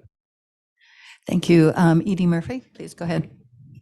Thanks, Chair. I was just going to add a little bit of context around some of the privacy issues. We have been making submissions to the Government of Alberta through the AACP and directly on privacy legislation, trying to modernize some of the provisions around our ability, while still keeping stringent privacy requirements, because these are vulnerable people and we don't want their law enforcement information certainly abused. But we do, in modern policing, we're moving, as you can see through this presentation, it's about managing people, not about managing individual interactions. And the law is more geared around individual police interactions, as opposed to how do we comprehensively and holistically support and manage people. We are working much more creatively towards Action Table Calgary and the Situation Table with United Way, looking at using this information, which will start in the new year, to identify some individuals who are at acutely elevated risk of harm, either to themselves, to their families, or to others, and bringing those situations forward to tables with our community partners, firstly, in a de-identified manner. So to use sort of a case management approach, sharing as little or potentially no personal information as required. And then there's kind of a laddered approach where, ideally with the person's consent, but if not, if we believe there is that acutely elevated risk, we start to share some personal information with the objective of providing those supports. I think traditionally privacy legislation looks at imminent risk as like right now, there's going to be a harm right now. But when you deal and support with individuals, we need to look at it a bit differently, so that it's chronic risk over time, resulting in what we would argue to be cumulative acute risk. So it's definitely something in flight. It would help if we could see some legislative change to ease that a little, while still providing a high degree of privacy protection. But within the legislative scheme we have now, we're doing the best we can to sort of look at creative ways to exactly what you were speaking to, Commissioner, kind of how are we going to use this, and how can we take this information to identify those people that would benefit most from very targeted interventions from our community partners, AHS, or whoever else may be appropriate in that circumstance. Great, thank you. That's very helpful context. Excellent.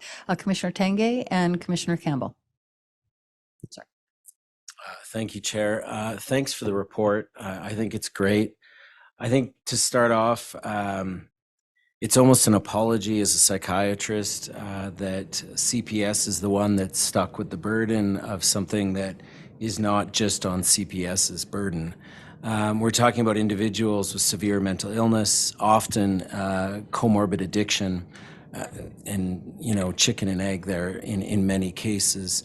And so, it's actually more of a comment than question is imploring that our city councilors bring this back to the city. Because what are we going to do now that we know this data? Because someone who's worked in this field for a while, we've known this data forever. Any officer on the ground has known this data forever. It's great now that we have technology to prove, yes, see, we're right. But what's the plan? And how do we move forward with that plan? What's the city's plan, which I'm not asking anybody to answer that today. We have this great addiction and mental health strategy by the city. Not one addiction specialist was involved in that. How do we move forward with the data that we have? And I guess that's going to be my question is, we have this, okay, we're going to bring everyone together to talk about this. Who is everyone and how are we actually going to do that? Is that actually happening or is it just a nice infographic? Sorry. Anyways.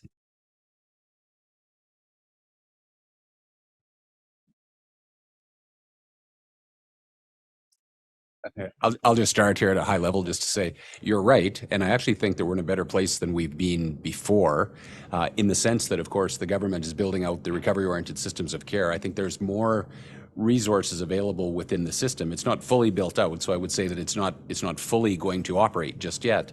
But I think when you think about where we've come to with something like virtual opioid dependency program, the fact that when people are taken into custody now, in days and years gone by, you would have just gone and sat there until you had a bail hearing and nobody would have ever thought about your vulnerabilities and the fact that we're putting you came in addicted and homeless.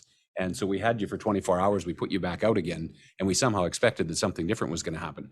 Whereas now there are opportunities within the system, and I think more to come. I think there's more investment that's gone into some of our shelter partners and this type of thing. And again, Deputy McClellan can speak to the work that's being done around the situation tables.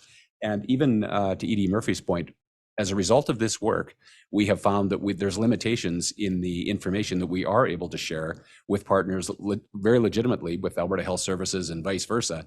And so those issues are being elevated to the government to say, if you really want this to work well, this is what would need to happen. And I know this is a government that's got an appetite to address some of those issues. So I think we are in a better place than we were. It's not perfect yet, but it's moving in the right direction and helping to see and give officers, to Deputy Toffick's point, looking at the harm score. I was, when Councillor Wong said, what would you look at first? I'd look at the harm score first, because you can tell then whether you're dealing with somebody who's criminal or vulnerable. It's a very different thing and a very different intervention required there. And so you can start to stream them down the right road. The criminal part we always were able to deal with. The vulnerable part is where we still have gaps, but because of the focus that's being put there now, I think we'll begin to close some of those gaps. Because again, I've said in Calgary, we have a lot of resources. It's just getting them connected and getting them to the people that need them, because evidently the people are not going to the resources. So hopefully that helps a bit. I don't know if you want to speak to the situation table and how that's. Yeah, thanks very much, Chief. And I think I might have mentioned it at the last ARAC subcommittee, what we're doing with our situation tables, and of course, the ultimate goal with Reach Up YYC. So we've been looking at the Toronto model, their action tables, and we're looking, they're called their situation tables, where they've got over 100 plus partners who come together, the police, and look at, so this data will be very, very critical to look at these people coming forward to say and see what wraparound services can we offer to these individuals that is not just police. And so, as Catherine said, it's anonymized. We're trying to work through the legislation. We're working through AACP. We're in conversations with the GOA. We've got MOUs through the legal services that we're working on, and we're quite optimistic. So we've got a goal for the end of January to start up the action in the situation table. So as the chief said, we've come a long, long way. And of course, many of you know the North Star is for our Reach Up, bricks and mortar with a building where we're co-located, co-integrated, where we do have those one-stop shop services, wraparound services, and another place for potentially individuals to come for a short period of term, where they are looking for services in one spot rather than having to navigate through many different areas. So as the chief said, as Catherine said, we've come a long way. We've got a very aggressive goal for the end of January. Many of you who have been on the journey with my team over the last couple of years, it has been 2.5 years in the works. And we are, as I said, optimistic that this data will be super helpful for the end of January when we start up our situation tables, where the right resources to the right people at the right time. We are optimistic that we will start to see many positive interactions and engagements with those who need it. Thank you very much. And last word to Commissioner Campbell, please go ahead. Thanks very much. This is excellent work. It's real-time and responsive. It's data to humanize a person and to improve members' decision-making. That's what we need. 2 questions, super quick. Transit users are mostly women.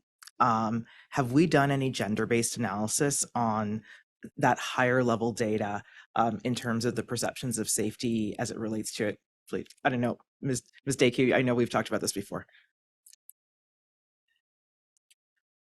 Oh, you want to do the second one too?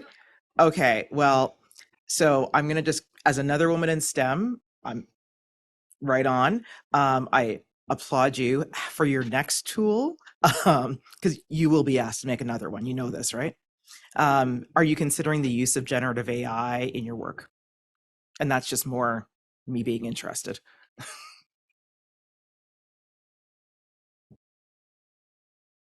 So no, we have not looked at gender or race, but it is something that we are considering going forward, really treading lightly, because the goal is just to make sure that we're getting people the resources that they need when they need them, and recognizing that that's not always police, and knowing when we're having a lot of contacts when we necessarily don't need to be.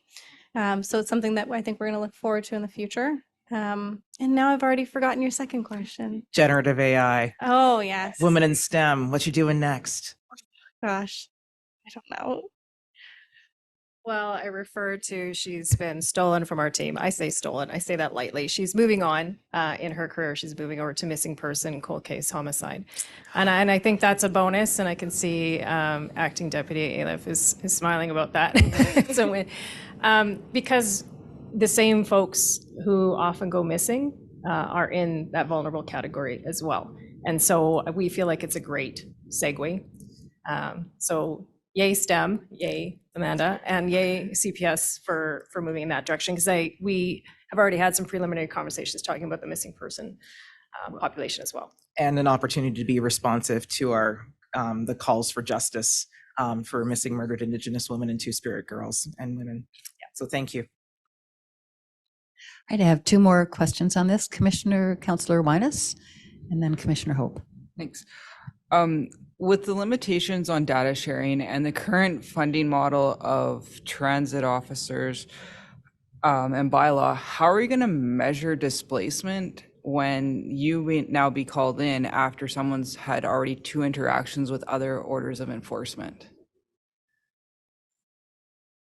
Okay, so I'll take that one. I'm not sure I can answer it fully, but what I can say is I've been working very closely with Transit Public Safety with our initial data. We've been identifying our harm offenders first and having conversations about that. Some of the transit data is in our system. So we have access. Amanda was able to bring in the transit ban information, so we're aware of when they have contact with an individual. We can now see that in our data. They also, their transports are also recorded in our system, so we can see interactions for our transit peace officers as well. So this is a piece of work that's going to have to evolve over time, and so that's probably more of a legal question. So when it deals with a specific law enforcement investigation, we can share information. So if we're looking for somebody, if we're in a high in a crime situation or a violent situation, we can.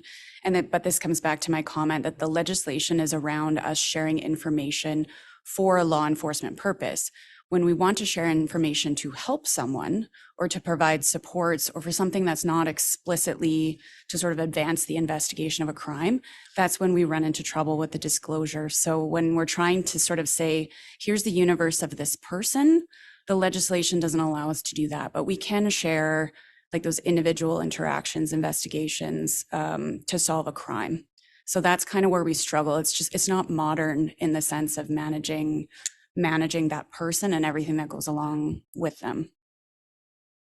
Yeah, because we're still going to have that blind spot, like where by having a uniform on transit, the people will move along to somewhere else. And we're not counting that. Whereas when that first uniform is you guys, then there's a count. So I'm just trying to struggle if we're going to keep funding, trying to solve this problem, and we just have made a bigger blind spot in tracking data. How do we help Calgarians?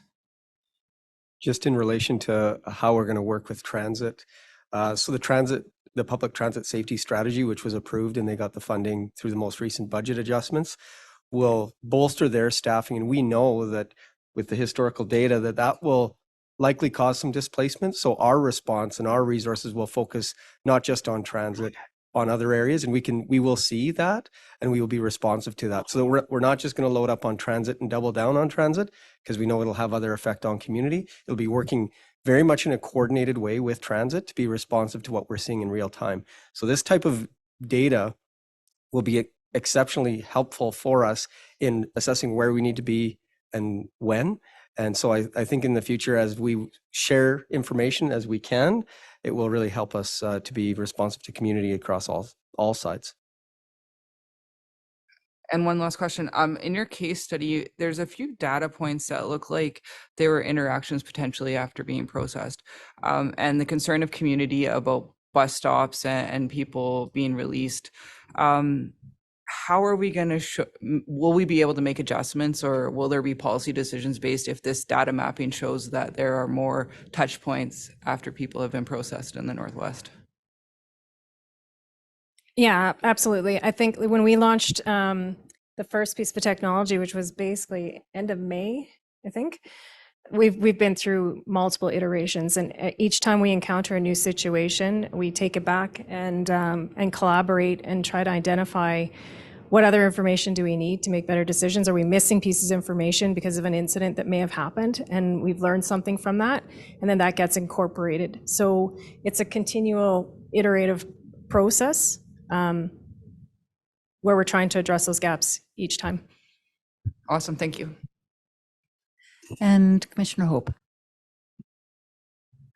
Thank you, Chair. I'm just going to make a comment simply because it would be remiss of me not to speak to this issue. Being the former transit chief of public safety, incredible work has been done. I think one of my colleagues spoke about what's one of the outcomes from this. It's really the information, the data that you have before you. I can speak to the fact that the Crown never understood fully the problem because they only saw it from the transit side or they only saw it from the policing side. When you start to marry those two together, you have a complete picture of what has transpired. And it's a flashback, going back to 2021 and the Safety for All. One of the mandates was we were never going to police ourselves out of this problem, no matter how much money we threw at it. And so to see how collaborative the approach has been to this date is massive. And we are certainly trending in the right direction. And to my colleague, Commissioner Campbell, transit does have gender-based data.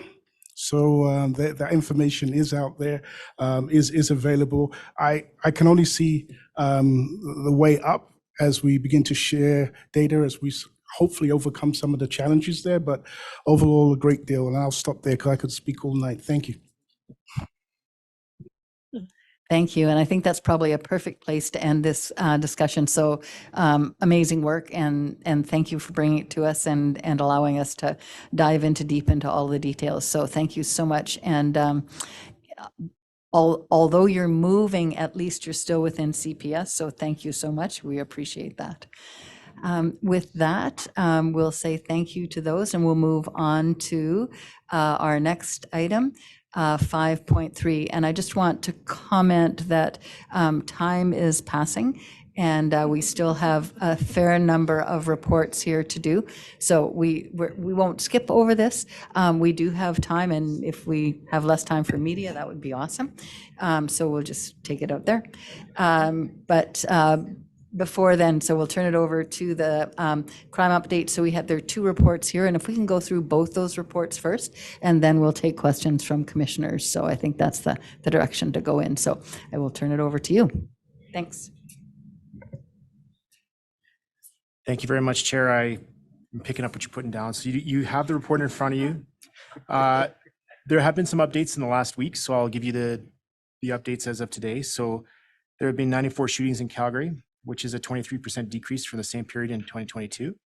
The number of shootings so far this year is on par with the 5-year average for the same period. There have been several very public and brazen shootings that have been connected to organized crime since we last reported to Commission, and we recognize the sense of safety impact that this has had on our Calgary community. We've responded to these recent shootings by engaging resources from across the service to gather intelligence, investigate these offenses, and engage in suppression efforts to prevent retaliatory violence. Our organized crime and offender management section is monitoring almost 350 offenders with ties to organized crime. This includes ensuring offenders are abiding by court-ordered conditions, suppressing planned violence, and conducting investigations and enforcement as necessary. Since the beginning of 2023, at least 1,628 firearms were seized, recovered, or turned into police in Calgary. 395 of these guns met the definition of a crime gun. By earlier today, 18 homicides had occurred in 2023. In 2022, we had 25 homicides reported during the same time period. I want to just acknowledge and appreciate the Chair's opening remarks about the incredible work done by the Historical Homicide Unit as they've been solving cases that are decades old. These are just more examples of our investigators' relentless pursuit of justice no matter how much time has passed. If you commit murder in Calgary, we are coming after you. Cybercrime.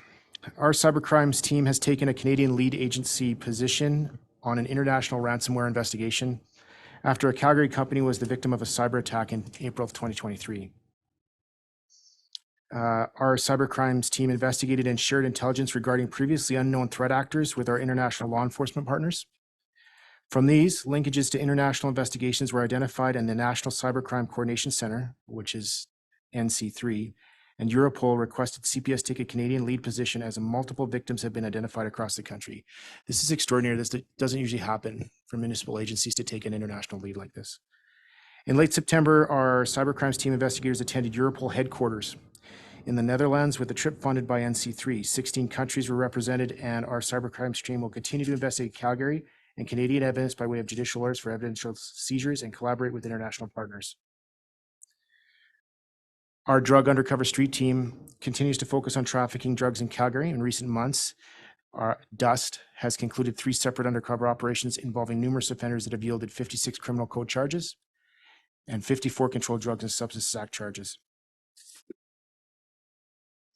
I'll just conclude by saying our Calgary Alert investigators recently laid charges against a sex trade worker for allegedly drugging and robbing at least one Calgary victim in October of 2022. It is believed that there are additional victims in Alberta who may have been reluctant to come forward previously. The accused is also facing similar charges in British Columbia. Thank you. Great. Thank you very much. Appreciate that. I was actually referring to the commissioners in terms of as opposed to yourself. However, I skipped a ton of stuff. You did an awesome job, but maybe we can get back and you can raise any of the highlights that that you would like to as you go along. So anyhow, thank you so much. It was good. So I will turn it over. We've got Commissioner Siddiqui to start, and then Campbell and Nyson-Jordan. Thank you for the highlights. Sorry. Go ahead. Sorry, was that both reports or just one? That was just one. Sorry. I'm so sorry. My apologies. I will turn it over to Deputy Chief Bill. I too am picking up what you're dropping down as well, even though you're talking to the commissioners. Like just brief remarks. So you have the October crime updates from the Bureau of Community Policing, which have been provided part of your reading material. So I just want to talk about some quick highlights in terms of some insights of ongoing crime and trends and some efforts that we're putting forward to address those. In the month of October, officers dealt with 47,000 calls for service from the Bureau. 32% were proactively officer generated, 68% were public generated. The top 3 public calls for service are checks on welfare, non-injury collisions, and miscellaneous, which largely includes social disorder, non-criminal code violations, and assistance to other partner agencies. As you'll see in the crime stats, assaults have moderately increased over the 5-year average, similar to what we provided in September. We believe this is driven by common assaults and assault on peace and police officers, a concerning trend we're carefully monitoring.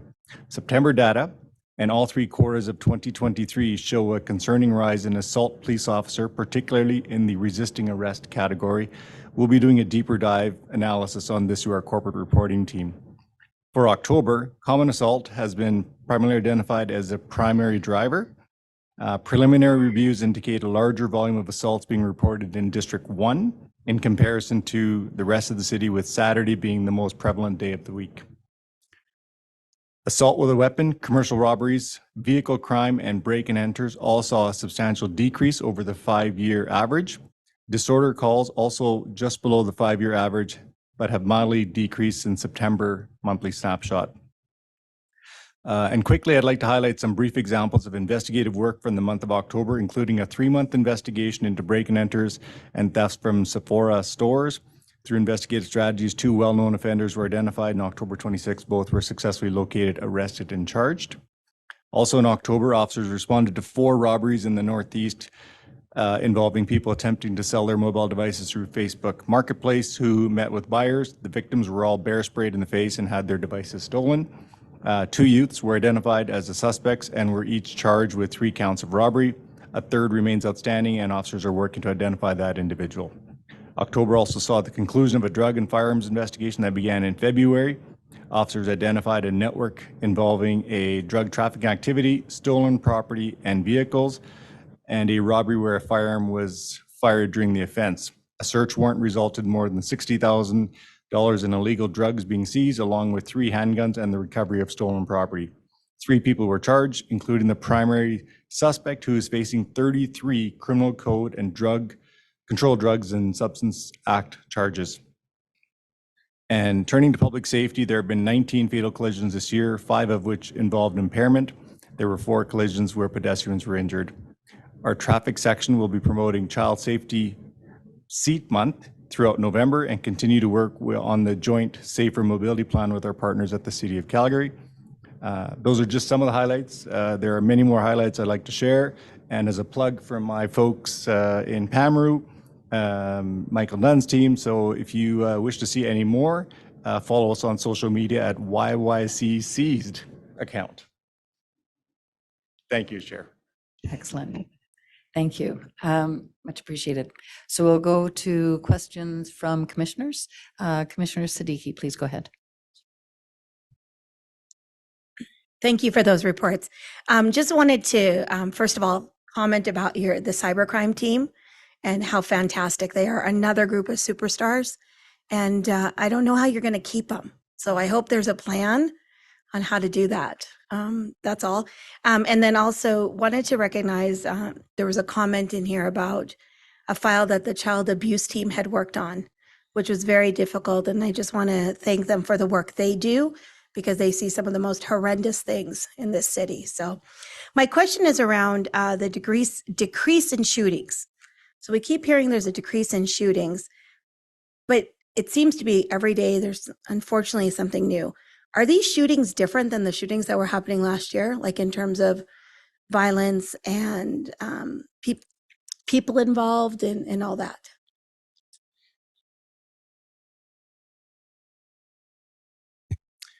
Thanks for both comments. We do have a plan for our for retention of cyber assets. We can get into that at another time. I do appreciate your comments towards the officers that do the very heavy lifts in child abuse and other related units. It has an impact every day, but they know they're doing incredible work. The shootings, so the very simple question is, mostly, yes, they're the same. Okay, they're over the same types of disputes. It is a marginal decrease. or I should say marginally higher, pardon me, than the 5-year average. So the 5-year average is 88 shootings, and we're sitting right now at 94 as of today. So overall, is it down? Over the 5-year average, it's not. It's similar disputes. Some of it's organized crime. Some of it is not even attached to organized crime. Some of it is because of the prevalence of guns in our community. And so that's what we've seen over the last 5 years. It might not be the same offenders, but let's be honest, in some cases, it is the same offenders that have been released and back into the community. So I guess the short answer would be it's very similar to last year's.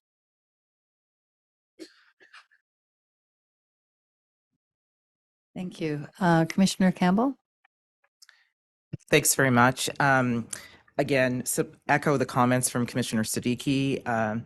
You now have the all-star analyst. I would suggest that there's probably some, retention approaches that might need to be done. I'm looking at you, Edie Armstrong. Couple of things. Are we further able to disaggregate the social disorder category now that you have the all-star analyst? For me, possible gunshots are very different than indecent acts. And I feel as though I need to understand those differently. So if we can take that away. The other thing that I wanted to look at was around domestic violence and intimate partner violence, given that this is the second last day of gender-based violence and the 16 days. In the 2 slides piece that's in our package, the number for YW is not the crisis line. Their crisis line is 403-266-0707. 403-266-0707. So if we could just correct that. But I did have a concern and wanted to get an understanding and some clarity around the reported domestic violence occurrences for 2023 for January to August, which are 2,552. And that, if I were to do a little chart and some math, that would tell me that it's trending upwards. What's occurring in Calgary that's leading to, is it an increase in reporting that people are feeling safer to report intimate partner violence? Is it an actual increase of intimate partner violence? What is that? Thank you for the question, Commissioner Campbell. We felt this question might be coming, so we have an answer. In this case, it is an increase in trust with our work in domestic violence, so we're getting more calls. I know that sometimes it causes confusion when when the media reports, sometimes the calls to the shelters are up. So as part of our interaction with our community partners and our shelters, we know that a lot of times those calls to shelters aren't necessarily to report violence. They're to ask questions about shelter, they're asked questions about available care for children, all sorts of other things, but they're all lumped into the same data. So at this point, it's not an increase in violence, it's probably just an increase in trust. And so we can deal with those calls through our domestic conflict response team if required, and that goes through our whole risk assessment process. So sometimes the work we do generates more calls, and we're totally good with that. Thank you. Thank you very much. I appreciate that. It's one of the things where I would say earlier this month when Councillor Wong and Councillor Penner invited Mr. Jones from Northwest College to present, who I think is a former colleague of many of you, from his days in Edmonton. I asked him, 3 KPIs, please, for policing from a trauma-informed perspective with humanity and safety and compassion. And he said 3 things. 1, crime severity index, which we track, and it's one of the KPIs we present to City Council. Second was an increase in reporting of sexual assault. We know that sexual assault is the most underreported crime in Canada. I don't need to provide a source for that. And then third was Inside Out. He talked about it. So where folks that were not necessarily the best friends of the police service become the advocates of the police service. And so you've just validated with the increase, in domestic violence reporting that it's an increase in safety, in trust, and being able to actually access those resources to get out of terrible situations. So thank you. Back to you, Chair. Thank you. Commissioner Nyson-Jordan? Couple questions. Hopefully they're really one-liners. Cybercrime, big issue with healthcare facilities being taken offline, and I'm just wondering if there's any preventive action that's being taken in Calgary from that perspective. That's one. The second is the gun smuggling. You identified that there is seems to be an increase coming from the U.S. What's the partnership that's going on with CBSA in terms of that gun smuggling? And the third thing is the lots of drug information, arrests, that sort of thing. My concern is, are we getting at the dealers? Are we getting at the supply? Or are we focusing more on the users, which is not where we need to be? And do we have enough resources in the drug portfolio? If I could get you just to repeat the first question again, I was Cybercrime in hospitals. Okay, the answer, yes. But I'll expand on that. So part of our partnership with Infocom, which I've talked about before, which is allows us to look at a cyber range for expanding our skill set and undercover online activity, was as a result of us trying to get into spaces in protecting healthcare by being involved in those types of investigations. Without getting too deep into this explanation, we can talk about it offline, but we are aware of those things and we're actively involved in them and looking to prevent them and hold offenders responsible for them. Yes, gun smuggling is up. It's and I don't have it in front of me, but I looked at it as about 5% increase at the border. And that just comes from just some of the changes recently in laws. We actively discuss this regularly. We have a FIT unit that we reorganized in the last 3 years to have a unit that specifically deals with this kind of crime. And CBSA regularly meets with them. I believe that's once every 2 weeks. There's a mandated meeting where they exchange information about trends so that they can improve investigative efficiencies. So we are actively tackling mid-level and high-level drug investigations. But like every other investigation that we have, there's very few criminals that are just specifically in one business, in one criminal enterprise. So drugs is part of a more broader organized crime piece in most cases.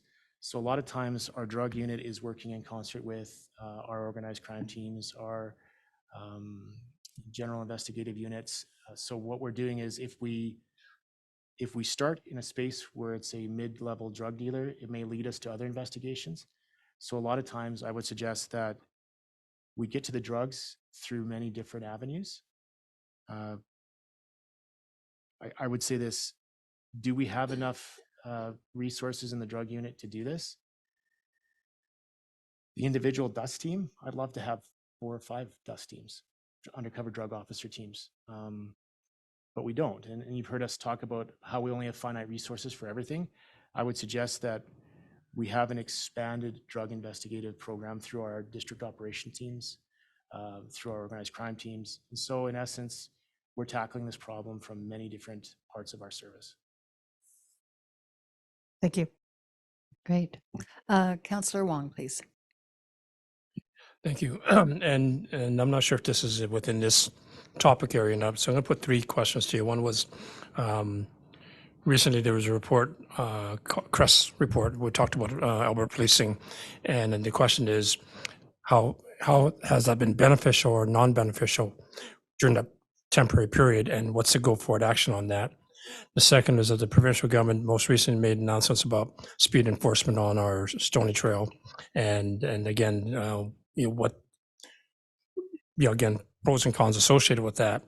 And to Commissioner Tanguay's comment about mental health strategy, the mental health strategy, yes, it was, established by the city, and yes, there could have been different people engaged and supported that. But I think we all know that the mental health strategy requires intergovernmental support, different ministries as well as our HS, as well as our other agencies. But what role can the commission and or service do to, advance that to a point that is really, really effective? So 3 questions, if you don't mind. Sure, thanks, Councillor Wong.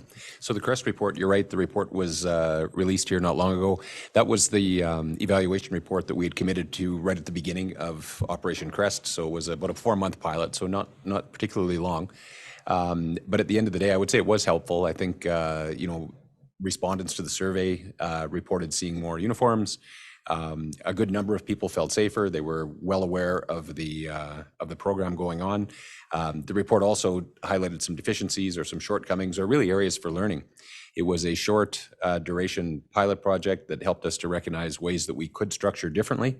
Going forward, I think for us in Calgary here, one of the challenges was some of the sheriff's peace officer appointments were more geared to court and prisoner security, this type of thing. In terms of the reporting and the ability to write tickets and do enforcement and stuff like that, that was somewhat limited. That's something we would definitely look to change going forward so that we could add some extra impact there. We've since had discussions with the province in relation to sort of our thoughts about what a next iteration could look like. And for us, it's around transportation. And mainly because when we think about the disorder and the challenges in the downtown, we know we have officers down there on beats and bikes, but as Tam and Amanda had mentioned, if they go, their first 6 blocks and they run into people that they arrest, they're now actually loading up those bikes or getting into vehicles and then transporting individuals up to APS, which is a long way away now, near Spy Hill. So we think that the way forward really is to keep your fully capable and operational police officers on the street. And then actually the sheriffs, some of the function that they perform is around prisoner transport. So we see where folks could stay in their lanes and actually be able to have very complementary services and supports, which is very similar to what the sheriffs did for us, say, during World Petroleum Congress and that type of thing. So yes, so on that point, yes, valuable lessons learned and information shared back and forth with the province and more discussions to be had. So that's Operation CREST. You talked about the automated traffic enforcement. So yes, there was a recent announcement in relation to that. We had written a letter to the province asking for the ability to maybe regain the autonomy to move around locations and that type of thing. In a city this large, automated traffic enforcement is really just one pillar in a larger strategy around traffic enforcement. But I can tell you it's good for us to be able to get some movement forward. I do note that there's a continued review for another year or at least a year, which we hope we can actually engage with the province to move that forward perhaps sooner. At the end of the day, we use automated enforcement in areas where either it's high collision locations or in some of the cases on major thoroughfares. One of the issues is that there oftentimes it's very difficult to do in-person enforcement. If you've ever been out on and stopped for any reason, perhaps you've had a flat tire or whatever on the side of the Deerfoot or Stony Trail, when traffic's moving very quickly, it's very unnerving to be out on the side of the road. You're very vulnerable when you're there. So automated traffic enforcement could potentially, it won't now, but that's fine, could play a role there. I also think that while we're stretched for resources and focusing on the front line and responding to calls, automated traffic enforcement actually helps us for places like residential traffic safety requests that that the councillors often hear about, as well as construction sites. We would prefer to put a live officer in a construction site to slow people down, to keep workers safe. However, we haven't been able to do that given some of the extra pressures around things like protests, World Petroleum Congress, papal visit. Those things tend to take our traffic officers away from the regular duties that they do. That's just a fact of life, and that's another place that automated traffic enforcement can play a role. So yeah, so we're happy to see it move forward in at least a limited sense, and we'll continue to work with the province to see where we can get from here. And I think your last was more of a comment there, if I'm not mistaken. Thank you, Councillor. Thank you for that. Commissioner Ogle. I'll be quick. I think, Mike, further to Commissioner Campbell's comment about the domestic violence occurrences and conflict. If you extrapolate these numbers, it looks like they're going up. I think my question's for Comms Director Dunn. Do we have a heightened comms plan for the city to keep letting people know that it's okay to call in? Like, because if you just looked at these numbers, they don't get any better, and they are better because people are calling in. So I'm just if you could talk about the comms plan about this. Yeah, for sure. So we've actually had quite a sustained campaign on social media in relation to this, deliberately trying to make people aware of the importance of reporting. So that's certainly one element. I'll have a chat with our communication strategist back at base and just see if there's any additional information. Yeah, certainly on top of mind. Anything else on these two reports? No? Okay, then we can move to the last one, which is the Anti-Racism Action Plan update. So I'll turn it over to whoever's going to lead that. Thanks very much, Chair. McLeod, thank you. Thank you. I'll keep my comments very, very brief because I too was picking up what you were laying down, and it's dinner time. The team was super thankful for the opportunity to come and meet all of you on November 17th. I brought my racial equity office, I brought my IRT team, I brought my community mobilizers, and it was really just great to have that interaction, and they were super thankful and appreciative of that. Many of you will recall we went through our roadmap and where we're at with that, so I think that was very well received. Our Indigenous Relations team is now fully staffed, and they're just doing a phenomenal job with the sworn members who are on the team, as well as the Indigenous community mobilizers. Our diversity resource team and police liaison team continue to be engaged in support of all communities impacted by the conflict in the Middle East. We continue to meet with leaders in the community to ensure that appropriate supports are in place for the Jewish and Palestinian Muslim communities, and we will continue to engage protest organizers to ensure public safety and the right to peacefully protest are balanced and paramount. This past Saturday and Sunday, we attended the South Sudanese Cultural Heritage Day celebration and the Lebanese Heritage event with members from our diversity resource team, the community mobilizers, and Superintendent Rashid and myself. We were honored to be welcomed as invited guests and built on opportunities to share cultural traditions and also discuss topical issues affecting all communities. We've also heard from racialized community leaders about their desire for CPS engagement with their youth to discuss our youth programs, educate on crime prevention and hate crimes, and encourage positive, healthy interactions with the CPS. This will take place in the form of planned presentations and discussion groups over the next couple of weeks. Our crime prevention team continues to collaborate with the diversity resource team, partner agencies such as the city, and community partners conducting crime prevention through environmental design assessments throughout the city. These include CPTEDs for Olympic Plaza, mosques, and synagogues within the city. The team continues to conduct fraud and cyber safety presentations, address social disorder and community issues through the coordinated safety response team. I think I spoke about that last time, and conducting safety presentations to businesses and partner agencies throughout Calgary. There's been some brief conversations throughout the evening here about our crisis transformation and call diversion. We're doing incredible work in there. We're moving forward many, many initiatives.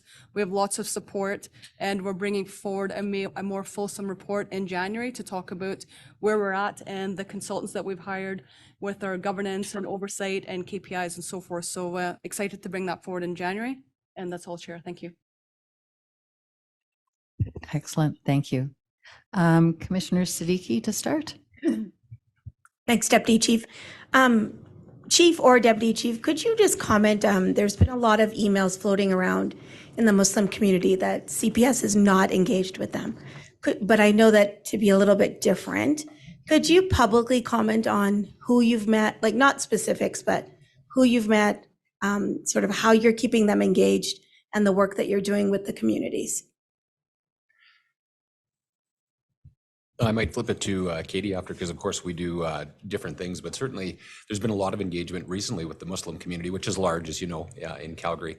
But really a lot of it has been around the protest environment right now with the war in the Middle East.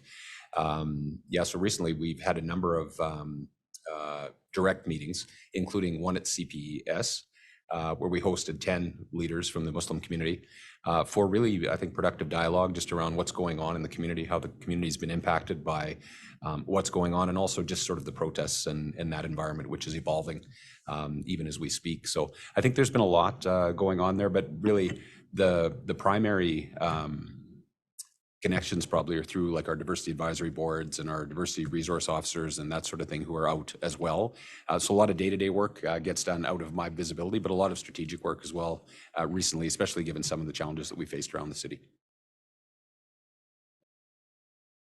I'll just briefly add that every single day, every single night, every single weekend, we are in conversations with all of our communities, and that includes the Muslim community and many others. As I've said before, we're just so fortunate to have really great relationships. I mean, there's some turbulent times right now, and we're trying to navigate through that. But the leaders and the executive and the folks that we're dealing with are incredibly supportive. They know that we need to walk through some of these trials and tribulations together, and we're there to support one another, to learn from one another. As I said just a few moments ago, many of the communities are asking us to engage their youth and to come forward with presentations, and I think that's super key. And we're, I think, at the university next week and at a couple of other schools in the upcoming weeks. So lots of engagement, lots of questions, lots of support. It's some of it's difficult to navigate through, but we've got people at the table who want to work together and resolve this and continue to build our partnerships. Are there other questions from commissioners? Councillor Wong, please. Thank you. I'm not sure how to bring this forward, but in the last week or so, we've had a councillor who made statements relative to behavior, and in particular, a particular female, I believe it was, who had her hijab ripped off. And albeit I believe that was outside the Calgary jurisdiction, the allegations were that it was maybe more prevalent across jurisdictions as well. And I'm not sure if you can provide a commentary on that one. I would just say that I did read the article there today, and I did see that, so I'm not even sure what jurisdiction that's from. But at the end of the day, I think it's really important that police officers be culturally competent around important religious symbols like hijabs. I think that we're fortunate in the Calgary Police Service. We've seen our community become increasingly diverse to the point that we're the third most diverse community and city in the country. We know certainly in the Northeast there's a high volume of people, it might be as high as 80% now, that actually identify as diverse. So I would say that the programs that we've got in place and the good work that's been done through Deputy McClellan and her team as well have actually set us up really quite well. And in particular, I think since 2020, when we had the issues with George Floyd, the murder of George Floyd. And so I think we're in a pretty good place in Calgary. I think the fact of the matter is there will always be issues that come up, and I look at those as opportunities. Most of those situations, when they arise, I don't think it's a situation where a police officer or somebody was trying to be disrespectful. In some situations, the person didn't know. And oftentimes they're really open to conversations, which actually does afford an opportunity to learn.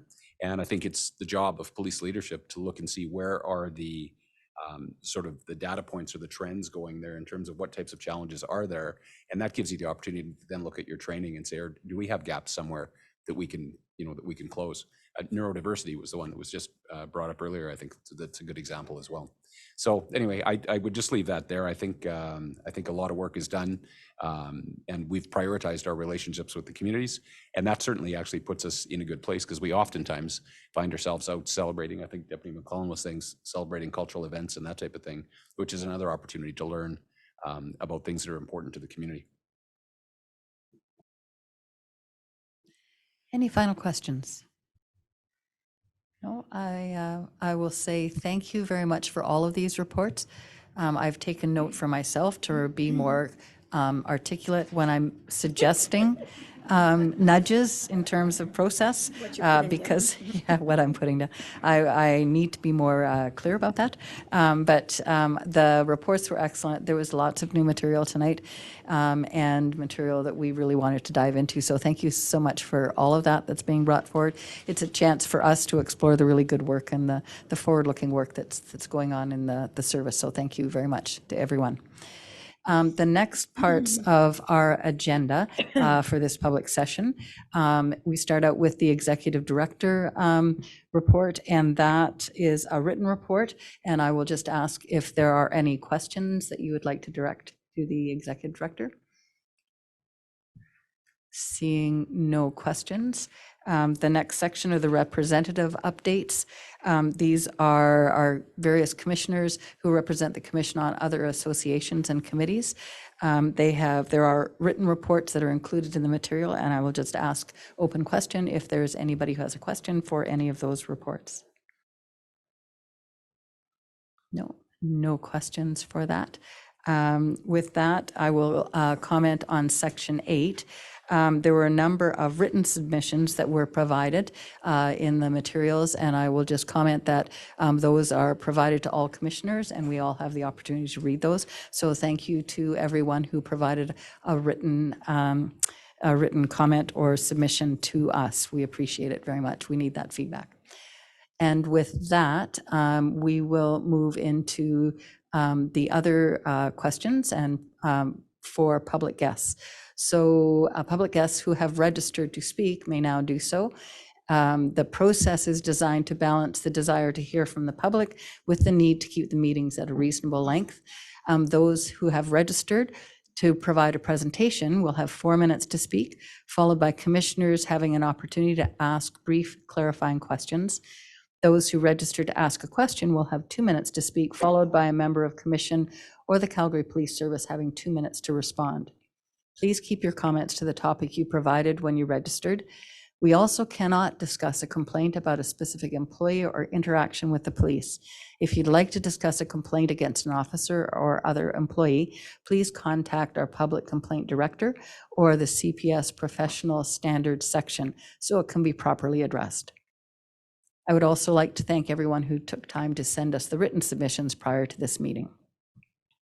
And a reminder that to the members of media that we'll hear from the public first, and then we will hold a media availability for you after this section.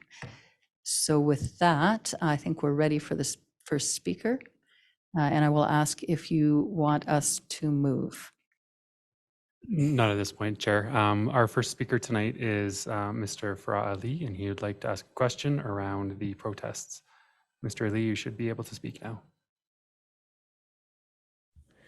Hello, can you hear me? We can, yes. Yes, my name is Farah Ali. I am the Executive Director of the Calgary African Collective, and I have a question regarding the incident on November 13th, actually, where 2 Black boys were mistakenly arrested and charged with murder. While I know and people acknowledge that the CPS and the city allocated a lot of funds and resources to anti-racism efforts, the actual experiences on the ground for Black individuals interacting with CPS largely seems unaffected despite these efforts. The recent case involved the apprehension of the 14-year-old and 18-year-old brothers from the African community with their home broken into, arrested and charged them with murder. Subsequently, the Crown Prosecutor announced the charges were dropped due to new information proving that they were innocent, accompanied by an apology from Chief Newfold. Now, the incident raised here concerns about the potential of wrongful convictions based on the officer's initial compelling evidence. As a parent of 14 and 15-year-old Black boys, I'm concerned by their safety, the fear particularly when when thinking about the possibility of them ending up in the wrong place without evidence to prove their innocence, potentially leading to unjust charges. What if there was no video, for example, for these 2 boys? I pose the question. The problem lies with when CPS arrests Black boys, it results in a tunnel vision and swift charge without affording the benefit of the doubt. And this places an undue burden on Black individuals to prove their innocence before being assumed guilty. So my question is for the CPS, beyond issuing an apology, which is a good thing, what concrete steps and initiatives have been taken to address this systematic problem faced by the Black community and to bridge the growing discontent between the police and the Black people. That'll be all. Thank you. Thank you very much. I'll turn it over to Chief Neufeld to respond.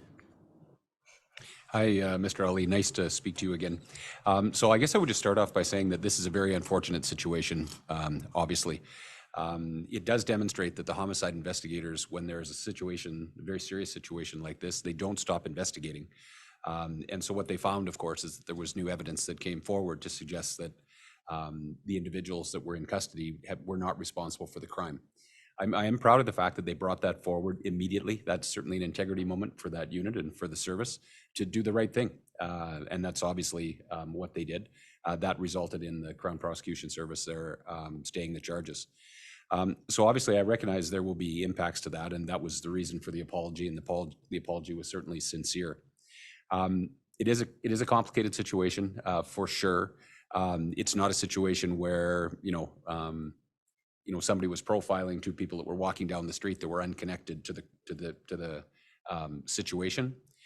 There was much more to it than that actually led investigators to believe and formulate reasonable and probable grounds to believe that the two young men were responsible. As I'd mentioned previously, as part of the system, there's the ability to get charge approval from the Crown and present the evidence that you have. And the evidence available at the time obviously led the Crown to believe also that the two young men were responsible for the crime. So your question, your point is a good one, and I take it, and that's the reason for the apology. I think you also asked, and quite rightly, what will we do in a situation like this to prevent this from happening again? And I would say, like I say, as much as this is an unfortunate situation, fortunately, it's a rare situation. But what we will do, or what we've committed to doing, was an independent review of the circumstances that led up to the formulation of the grounds to lay the charges and the laying of the charges. And as part of that also, we'll look at the issue of whether or not there was any evidence or concerns relative to racial profiling involved in the situation as well. That piece of work will be actually done by the RCMP. They've agreed to take that on for us, so it won't be the CPS doing the work. And then we'll look forward to the report that comes back from that to take away any lessons that might be able to be learned from this. So thank you for your question. Thank you. I will just add that the Commission is also interested in the outcome of the report, and we'll look forward to hearing that in the future. So thank you for the question. Is there another person? Yes, Chair. So the next speaker is Merle Terleski, and he would like to speak briefly about protests. You should be able to speak at this point. Hi, can you hear me there? We can, yes. Hello? Can you hear me? We can hear you, yes. Okay, thank you. Members of the Commission, Chief of Police, Deputy Chiefs, I thank you for the opportunity to speak to you tonight about the rallies that have been taking place in front of City Hall. I'm not speaking to you tonight on behalf of any particular organization, but as a property-owning taxpayer in the city of Calgary since 2005. I have witnessed these demonstrations from across the street, and I'm breaking my presentation up into two areas, both bylaw and then actions. First of all, I want to deal with bylaws on the CPS webpage where it says how to protest in Calgary. It states you may not block roads in the issue of your protests. I think if any of you caught the news last Sunday, the Palestinians were clearly blocking roads, laying out prayer carpets and numerous other activities, blocking the roads of commuters across this city. That took place. They may not wear masks in the protest arenas. The Palestinians have been wearing what is called a kafia, which is a long scarf covering their face. Only their eyes are visible when they're making threats. There has also been threats and intimidation at these rallies. I will also touch on that in the second part. The city of Calgary also states under booking, you may not book the area in front of City Hall on behalf of an organization more than one time a month. They've been doing it for the past 4 Sundays. And if you go down there and witness it yourself, you will see it's the same people. And I find it interesting that their last booking, they called it a peace and love rally. I'll expound on that in a moment. It is anything but peace and love. Now I want to take you to what has been happening in front of City Hall and what has been happening across the street from City Hall. On one side of the street is the Jewish community of this city. They have nothing but signs of pictures of hostages that are still being held by Hamas. There are pictures of the hostages, and they have signs saying, please release these people. That's it. The others is nation state flags of the state of Israel. Again, that's it. On the other side of the street, however, if any of you have an opportunity to come down and witness what is going on, it is anything short of hate.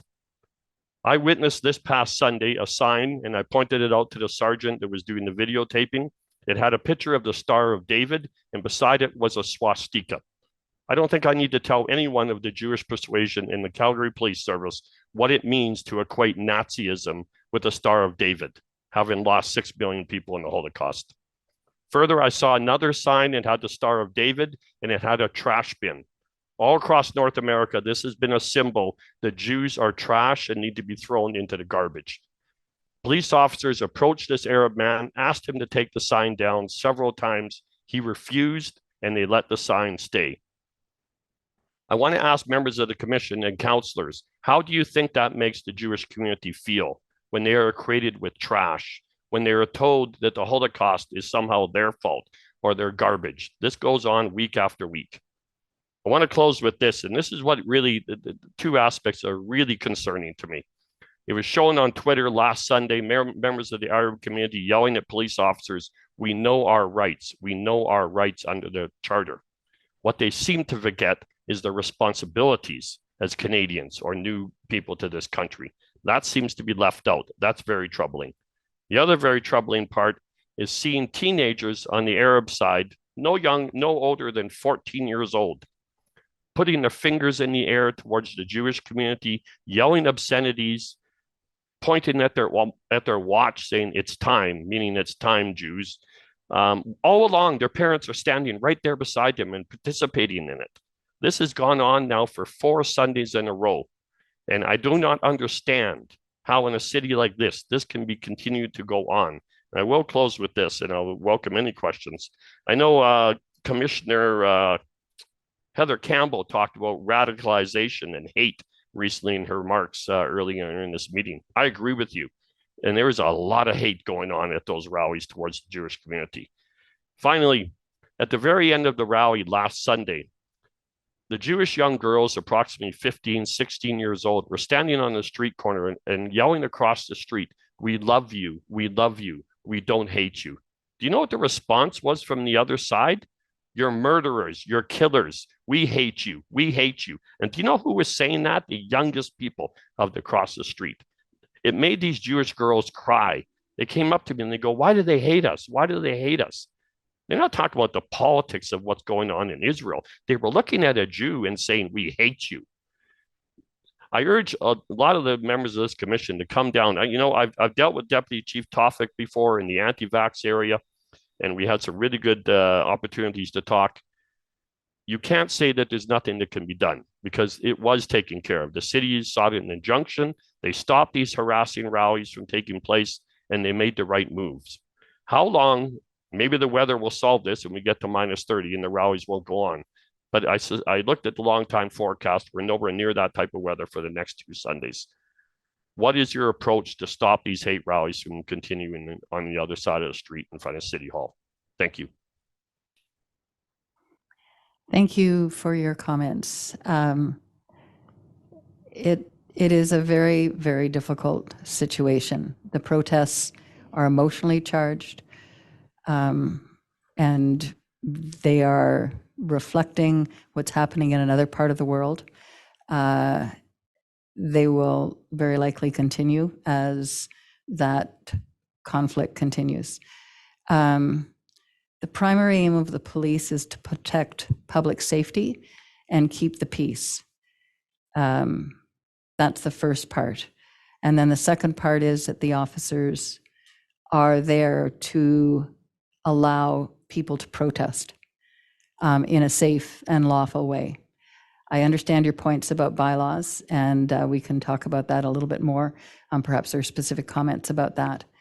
But on one hand, COVID-19, Calgarians said that they wanted the police to be more active in trying to balance the rights of the protesters with the rights of others in the community.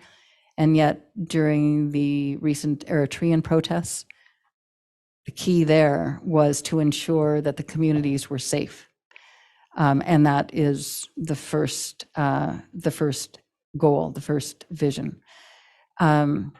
So while it's an extremely difficult situation, and everything is very emotionally charged, the police are doing their best to manage these protests.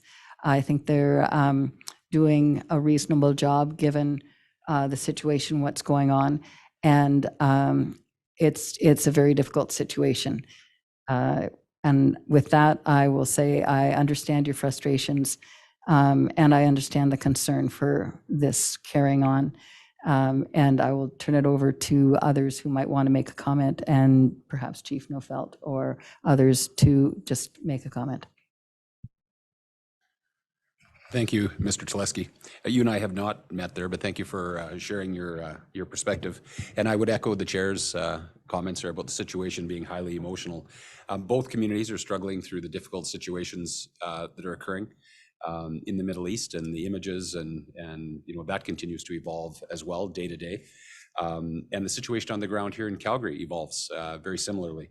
It seems to be a little bit different from week to week in ways that if you're out there, you may understand. If you're not, you probably wouldn't understand. You mentioned that nobody's supposed to be on the road and this type of thing. I think what we've seen too is that at times the groups become very large. We've been dealing with groups that become very large, and then on top of it, there's a counter protest or a commensurate rally or a rally that's going on at the same time. So sometimes we do have to allow people to use the roads if that's safer. And so that does definitely cause an inconvenience for folks, particularly if you're living downtown as you are. So that's acknowledged. We've been managing, the protest in relation to the Middle East since October 7th, I believe, and they've gone on each weekend. And then, prior to that, it was other types of protests. Your reference to the bylaw, you're quite right about what the bylaws are in the city. There's a balance to be struck, and I sense you understand that between, the constitutional right to gather and to assemble and free speech. So there's that balance as well. Even though we may have it in our bylaws, it may not be always enforceable. As the weeks have gone on here, we've seen a change in levels of cooperation at times. We've seen changes in tactics. Gone from sort of just regular protests to some more direct action, I think, to try and gather a little bit more attention. And so we're managing that each week. We work very hard to work with community to try to understand what's going to occur, and to see whether we can allow that in a way that would not result in an unreasonable level of disruption to folks like yourself and people downtown. But I can say there will always be some level of disruption. When you're talking about managing large crowds at rallies and demonstrations in the downtown, there's going to be no way to get away from disruption all around. We have as well done what I think is quite a good job of getting information out ahead of time to residents and people who might go downtown when we know there's going to be rallies, so we can tell people to expect it on Sunday afternoon, and to avoid the area if you're not interested in the rallies, and find an alternate route if you're traveling through there. And that's not really because it's not safe, because some people think that. It's just because there will be inconveniences for folks when they're down there. So I guess I would just end there by saying, as you're seeing things, our folks are collecting evidence down there, as you're probably aware as well, speaking with the Crown Prosecution Service around what we're seeing. That the bar is very high when you refer to everything short of hate crime. The bar is very high for that. And so we continue to speak with the Crown about these types of things as well, and we continue to work with both sides and community. I would recommend that if you have concerns, reach out to the community resource officer in one district, and that could be a good resource for you as well, given that you live down there. So thank you for your comments. Okay, Chair, we have two more speakers left. The next one is Mr. Raj Khaitan. He has a question related to the investigative support crime trend report. You should be able to speak now. Hi there, can you hear me now? We can, yes. I have actually 4 questions. I don't need an answer right away, but if someone could get back to me on them. Very quickly, the words under-resourced have come up a few times in this meeting, and I may have a solution for you all, but I need your support as per my questions. I would like a review of the Provincial Civil Forfeiture Act. I want to table a case forward to the provincial government. Would it be possible to get some input from the CPS on what is working and what is not working on a municipal level? So this so I can put my case forward to my provincial MP and to ensure the CPS has updated legislation that may support its work. To give context, 18 years ago, the Proceeds of Crime Act in the UK allowed law enforcement agencies to keep a portion of the money confiscated from organized crime, drugs, money laundering, etc. We do have legislation in place here, but I think there's an opportunity to revisit this. My second question is, I'll be able to look at building a case to send a couple of officers to the National Police Improvement Agency in the United Kingdom to learn and exchange knowledge in the area of organized crime, drugs, civil forfeiture, and investigation techniques.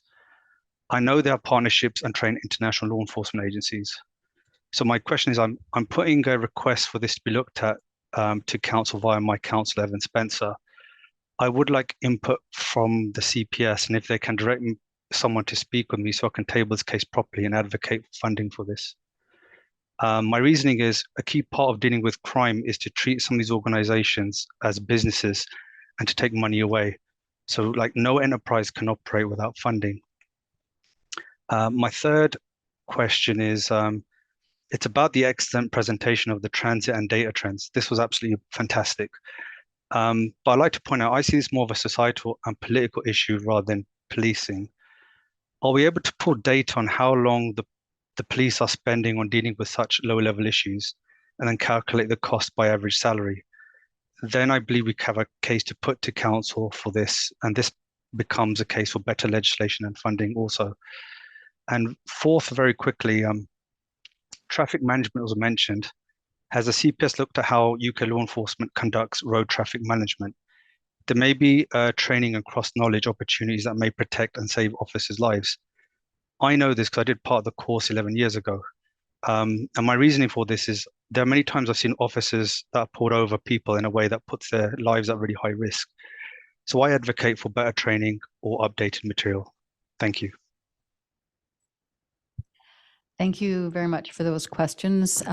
We will turn them over to CPS and ask them to reply to those. Perhaps you can get in contact with the office and make sure that you have a way of connecting with them.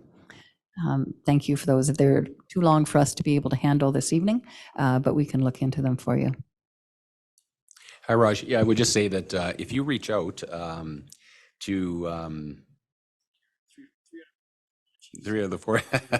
if you reach out on the general line and just ask to be connected with Acting Deputy Chief Aliff, we can look and see what kind of information you're looking for and can see what we can provide as far as your business case goes. And as far as the cross jurisdictional training opportunities, we do that for sure, and we do have connections with the UK as well. So, but thank you for the suggestion for sure, and I wish you well.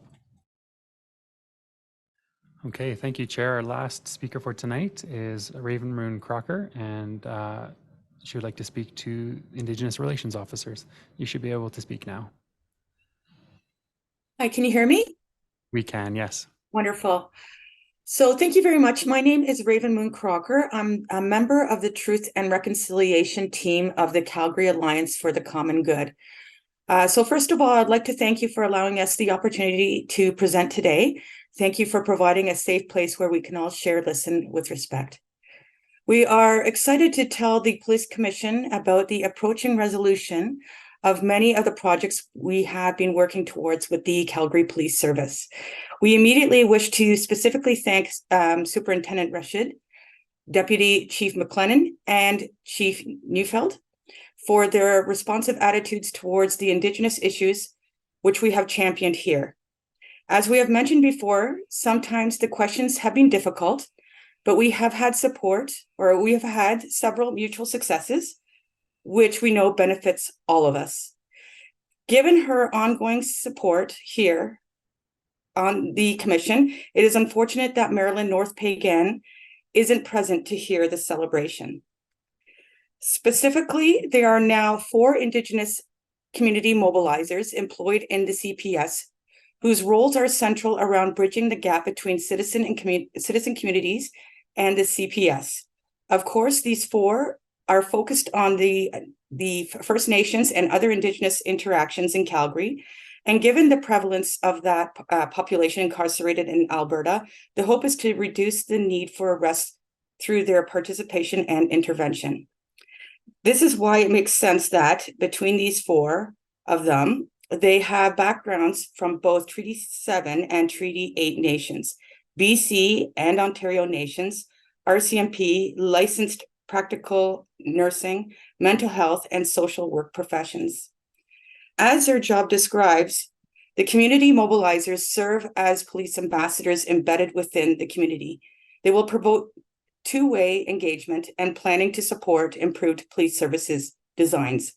Support improved police service designs to Indigenous, underrepresented, and visible minority communities. Closer to our heart are the current Indigenous resource officers on staff with the CPS. Sworn officers intended to be available also for the participation and de-escalation of the direct contacts between the police and our Indigenous brothers and sisters. That happens far too regularly in Canada and Calgary, and surrounding areas. The IRO head, Sergeant Julian Klein, recently described his team as being from Treaty 1 and 8 lands with extensive experience in Indigenous protocols and culture and over 40 years CPS experience between the three of them. Sadly, we needed to contact Sergeant Klein around recent events amongst our own, and he proved to be a responsive and sympathetic ear to the IRO's possible assistance in the tragic aftermath. It's unfortunate that they were so immediately necessary only weeks after our notification of their roles, but that very fact points out the need of their existence. A function detailed for the Indigenous mobilizers seems relevant to all Calgary Police Service members interested in this rich area of development.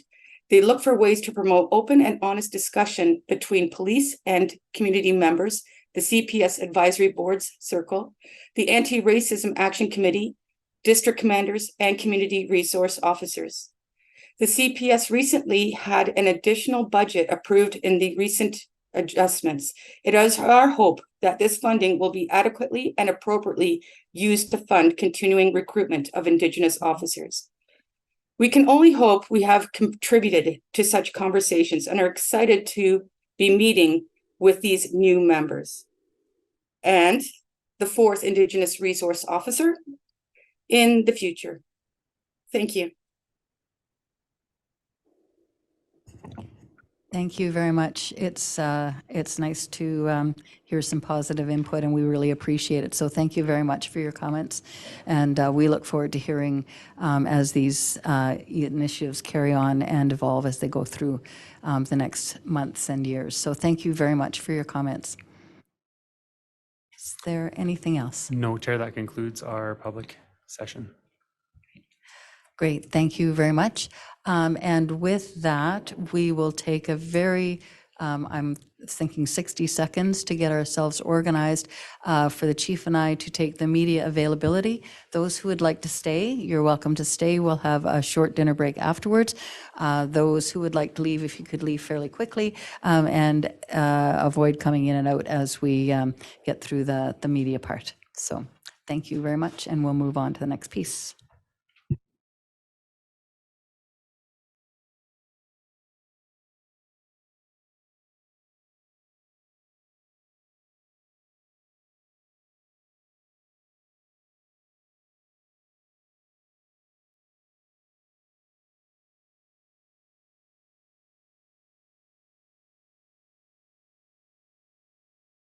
For members of the media, we are just quickly rejigging the room here, and then we'll get to your questions. If you do have a question, please raise your hand in Zoom, and we will call on you, and we will get through quickly.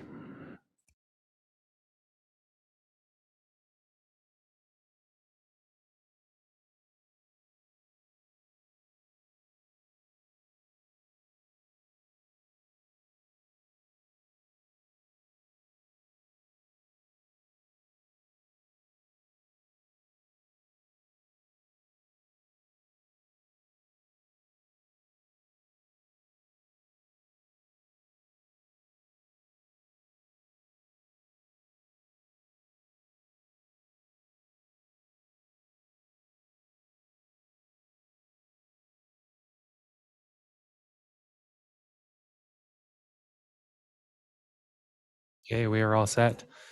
So we will start with you, Adam Toy. I think you're the last person standing here. So please go ahead with your questions. Great. Thank you so much for hanging around to take some of my questions. First one is from a colleague of mine. I know it looks like this is a question for both the commission chair and the police chief. Just wondering, with regards to an upcoming meeting with members of community in the Northeast, I'm wondering what there was already some opinion expressed earlier about the level of trust and the like with that community.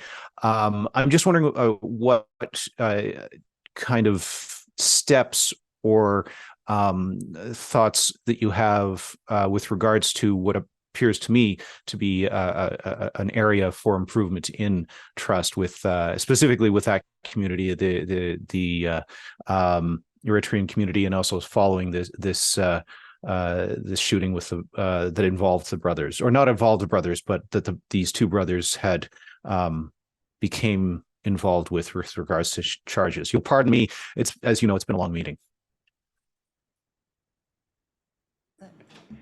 Adam, are you referring to the public meeting that Councillor Dhaliwal is hosting? Well, I think we're just a bit confused as to what meeting you're referring to.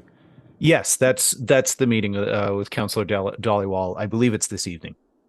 Yeah, I don't know. I don't know very much about it. So. Well, I can just add a little bit for sure.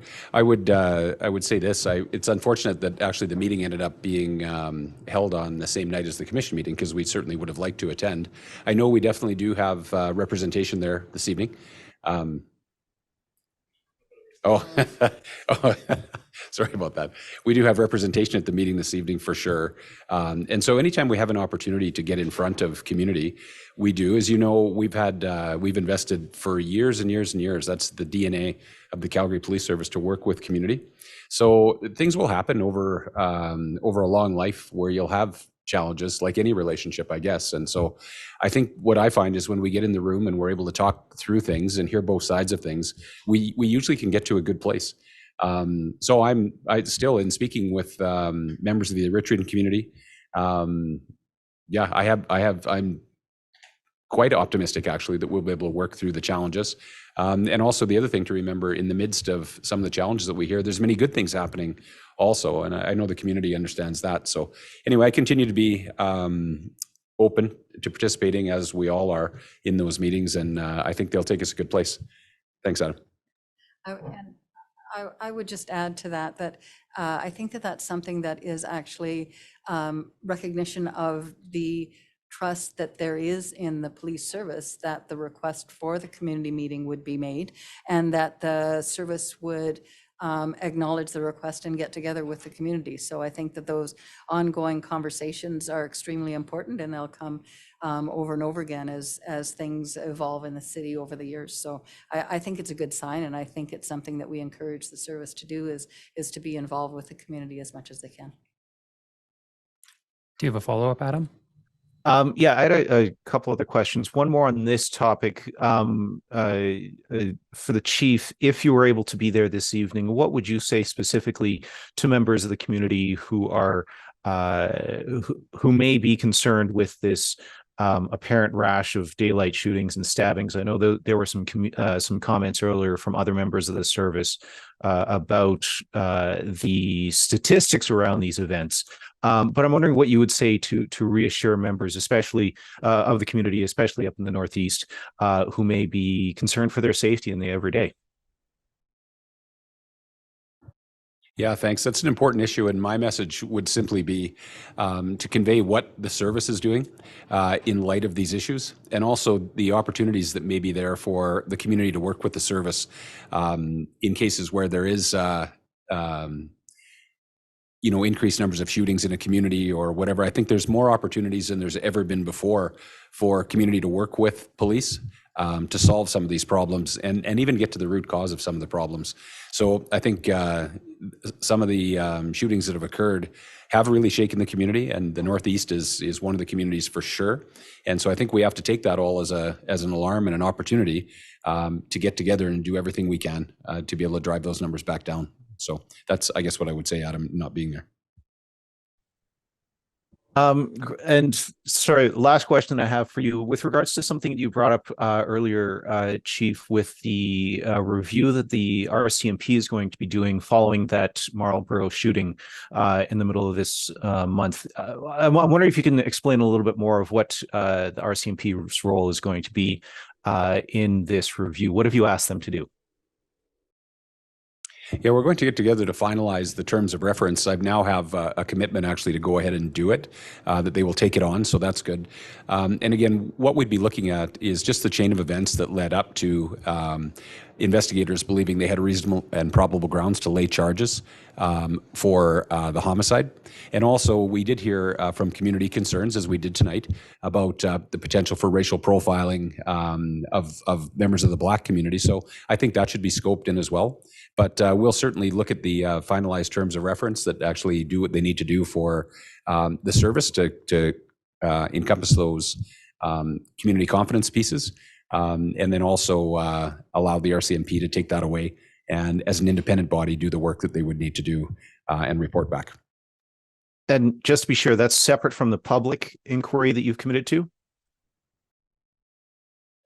Sorry, I didn't commit to a public inquiry there. When I did the apology, I said that we would do an independent review of that to find out what lessons there were.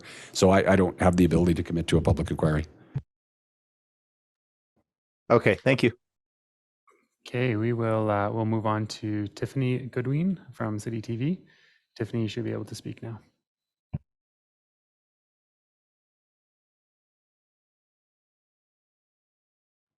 We still can't hear you, Tiffany, if you're speaking.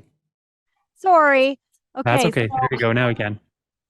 okay, so sorry. Okay, so my question is, over the past couple of weeks, there's been some criticism from a particular criminologist here in the city, saying that there needs to be better communication from police in regards to these violent incidents, going as far as saying that police are potentially downplaying the severity of the risks when these happen in public areas. Just wanted to get your thoughts on that in terms of the communication piece. Like, how are you? Do you guys think you're doing a good job? What are you guys looking to do in the future in terms of communicating, just what's been going on in terms of the violence that we've been seeing as of late? Yeah, thanks, Tiffany. There has been a spate of violence for sure. And at times like this, I don't think you can over-communicate. We've tried a number of things. As you know, I've seen you out at a number of press releases where I've gone out on scene. We've been trying to communicate very directly with the community from the locations where this is happening. I can tell you, I didn't necessarily read Professor King's thoughts as a criticism as much as he talked about it's powerful when we go and do that. I think what we're looking at now is different ways that we can communicate, because there has been a number of incidents occurring in our city and others.